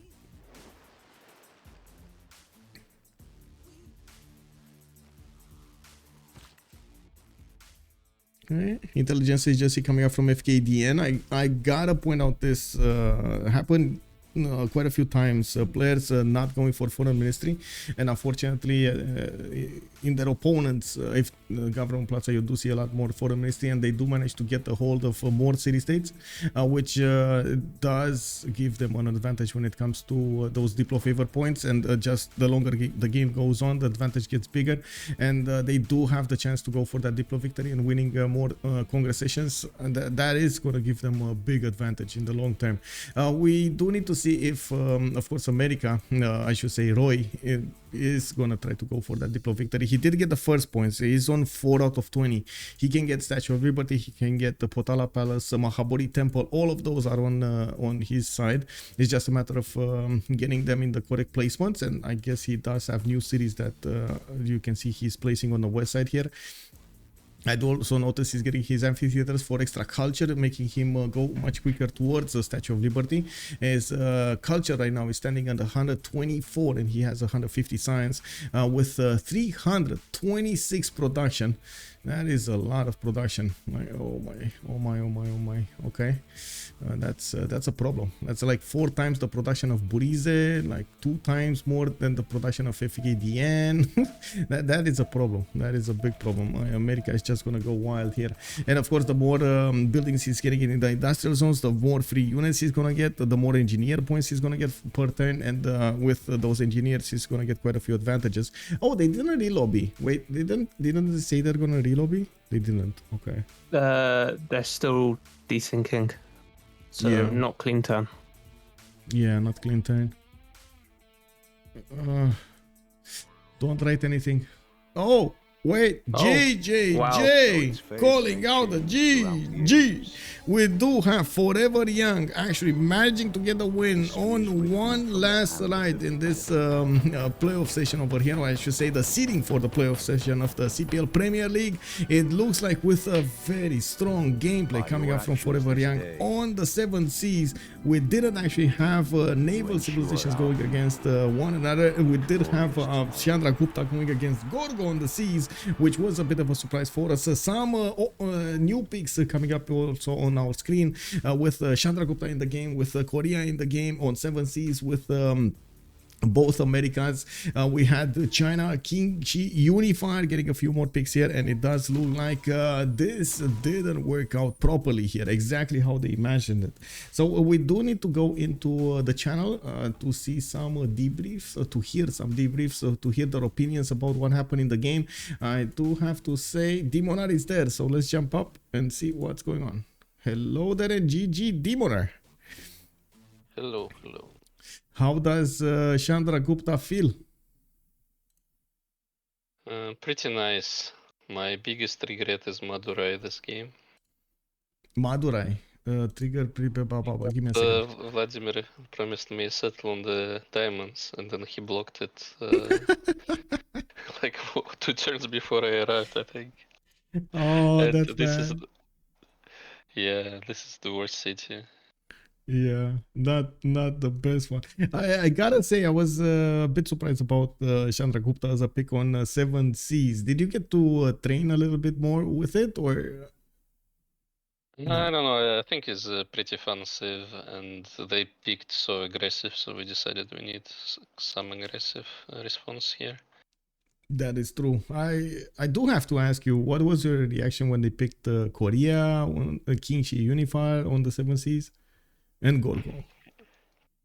I don't know. Gorgo is pretty good on paper. I'm not sure if it's good on 7 seas just because of exactly what happened. Tough to fight on the sea, even though you have combat strength bonus. Korea, I don't know. This new Korea seems just a bit better than the old Korea. I mean, the one thing I don't really understand about the pick is lack of pickers, I think. Lack And of, maybe sorry? they Lack of? experimented a lot actually with what they wanna do. Feels like it. I just wanna say big props to them for letting us wait for because there was a bit of a mix up with the schedule there. Yeah. Yeah, I got to play some Need for Speed at the beginning of the game. Yeah, sorry about that. Yeah, no problem, no problem. I guess sorry to the viewers, not to me. I understand. It is what it is. I was at the beginning a bit worried about their gold generation versus you that did have Dido, and I was pretty sure that Mubande would be quite nice with the gold generation. The first map was quite atrocious for Mubande, but what were your thoughts when you saw their composition of the team? Were you expecting very early wars? Were you thinking that you're going to have the upper hand in the next part of the game with the gold? And As I said, I didn't really understand how they were gonna solve the gold problem there. We were a bit worried that they're gonna attack Korea, Dido rather, from two sides, but it seems like America had to make all the gold for their team. That's why he was a bit passive there. yeah. And I was actually not sure Gorgo is on this coast. I was like, where is Gorgo? Where is Gorgo? Because I only we didn't scout in that direction, and Gorgo was either like below America, east of Korea, or below me, and I was not very happy that he was here because then if he wasn't, I would be quite sure I can defend Dido from Korea, and then it's a bit easier game. And Right. also Freesim make some money and all that. It was kind of But, out of your way with Chandragupta to go on the coast, but so it was for Gorgo. I guess you did see his land, or you're just exploring his land, because his land was very bad from the beginning. His land was very bad. He was needing to commit to the coast. Only had a bit of a river for 2 cities, and that's it. His capital and another one. mm-hmm. Why remap the first map? What did you not see in it? We weren't sure. They have such an aggressive pick, and we like any one of us could be near some very strong like aggressive civ, like basically next to a warmonger. We weren't sure, like 2 or 3 of us could be tied up in war, and we didn't want that. And also Kongo had a very bad spawn with a split, and he settled so that there was a sea east of him, so he would have a pretty miserable game. That's why we decided to remap. Yeah. Yeah, I thought based off the Congo, you might, and the fact that no one had met anybody, but I didn't expect the other team to remap as well. I don't know. I I attribute that I shift entered and stole a hat from JJJ. Yeah. Maybe they were not sure also, like, I'm next to Korea is not the worst matchup if I get to attack him, but then my land wasn't very good. Like, basically, none of us had amazing land. Kongo was pretty miserable, and then our positioning wasn't amazing. It wasn't terrible, but just the combination of that. Well, he did manage to get a lot more stats than China. Colosseum No, had made out I'm saying amazing. previous map, yeah. Oh, previous map. Yeah. Nothing Yeah, was ideal there. this map he was very. I think he played pretty well here, getting those stats up, and then if he was between two people, he would not have such a great game. But then he was just. I don't know. I think Unifier didn't like really work out for them. Was. I don't know. Maybe it was an experimental pick. here. Yeah. Well, GG, well played, and it looks like you're gonna have the upper seed in the CWC qualifiers. We're gonna start to see. Isn't it the best of 3? I don't actually Is remember. it? No, That's a good I'm question. not sure. I was thinking it's best of 3 for some reason. Not sure. Let me see. Info and let's see. I don't know actually. Looking through this. Okay, we'll figure it If out. we have a three-way It's out later. tie, that's another one. D1 playoffs. D1 playoffs, right? This is the one. And you played against. So one last right played against Freritos, and then you had to play against one last right, right? Okay. Oh, and it looks like it is a best of 3. Okay. Because it says FY host, team 1, right? In game 1 and then 3 if necessary. So they're going to need. Okay. So this is a best of 3. So yeah, they have another chance to equal out and then win. I'm sorry. I got to say, there's more pressure on you. You know? It is what it is. GG, You like well played. the Varu? I did the 2 Varu attack on the city. Yeah, we were watching that, and I gotta say, over there, Burize was a little bit out of sync. He did get a scout out on the coast, but it was just a second after, well, a few seconds after you moved your general, and he didn't see it. Like he could have popped your general from there and sent it back. Yeah, And, I was quite worried about that. I was first moving it. yeah. Yeah, I was a bit not happy that it was the turn somebody I don't remember dropped. I Someone think. dropped. Yes. Yeah. Yeah. So I couldn't really last move. We needed a countdown, which is kind of sus. Yeah. Michael actually said that. He said he'd be looking to last move this, and someone dropped. Yeah, not the Okay, ideal well, situation. Thanks for casting. Thank you. Actually, big props to the other team for waiting on us, and see you next game maybe. Yeah, have a good evening, man, and have a good weekend overall. Yeah, you too. Bye. Thank you also, Cisco, for joining us and keeping the Anytime. second slot. Have a good night, and see you in another one. Bye. Yeah, you too. Ciao. Actually, take a look at this. Well, there we have it, boys. We did have a bit of a longer stream than usual with the beginning, but it looks like we did have a winner here tonight. Forever Young did win against one last ride with this matchup on the 7 Seas. Looks like the advantages were on their side with Lincoln getting those engineers and going for the Diplo victory. We did have a lot of production extra and gold on Forever Young, and they were about to lose a player here. Kongo was under attack by Chandra Gupta, being pummeled over there into his cities. Thank you so much for everything. Much appreciated for the follows and subscriptions. I do hope if you're coming up from YouTube, you're going to throw this a thumbs up because you enjoy the content, and you're going to join me on the live stream on twitch.tv/OnSpotTV. Join my Discord for upcoming games. I do have a few channels over there that will give you the information about my schedule. I do try to keep it as updated as possible as on Twitch, but sometimes I do forget about Twitch, and yeah, Discord is the most updated one all of the time. We're going to have a game tomorrow also between Gold by Library and Buy Me Trader, if I do remember correctly. Again, in the CPL Premier League, we're going to need to see exactly where they're going to end up in the playoffs, and we're going to need to see who's going to advance, who's actually going to drop down between the divisions. And of course, we do have the CWC qualifier coming up in the next few weeks to see who are the teams coming up from CPL going into this session of the CWC, started up probably in early June. Have a good evening, everybody, and thank you so much for everything. Good evening, Heinig Dave. Good evening, Project Cisco. Bye.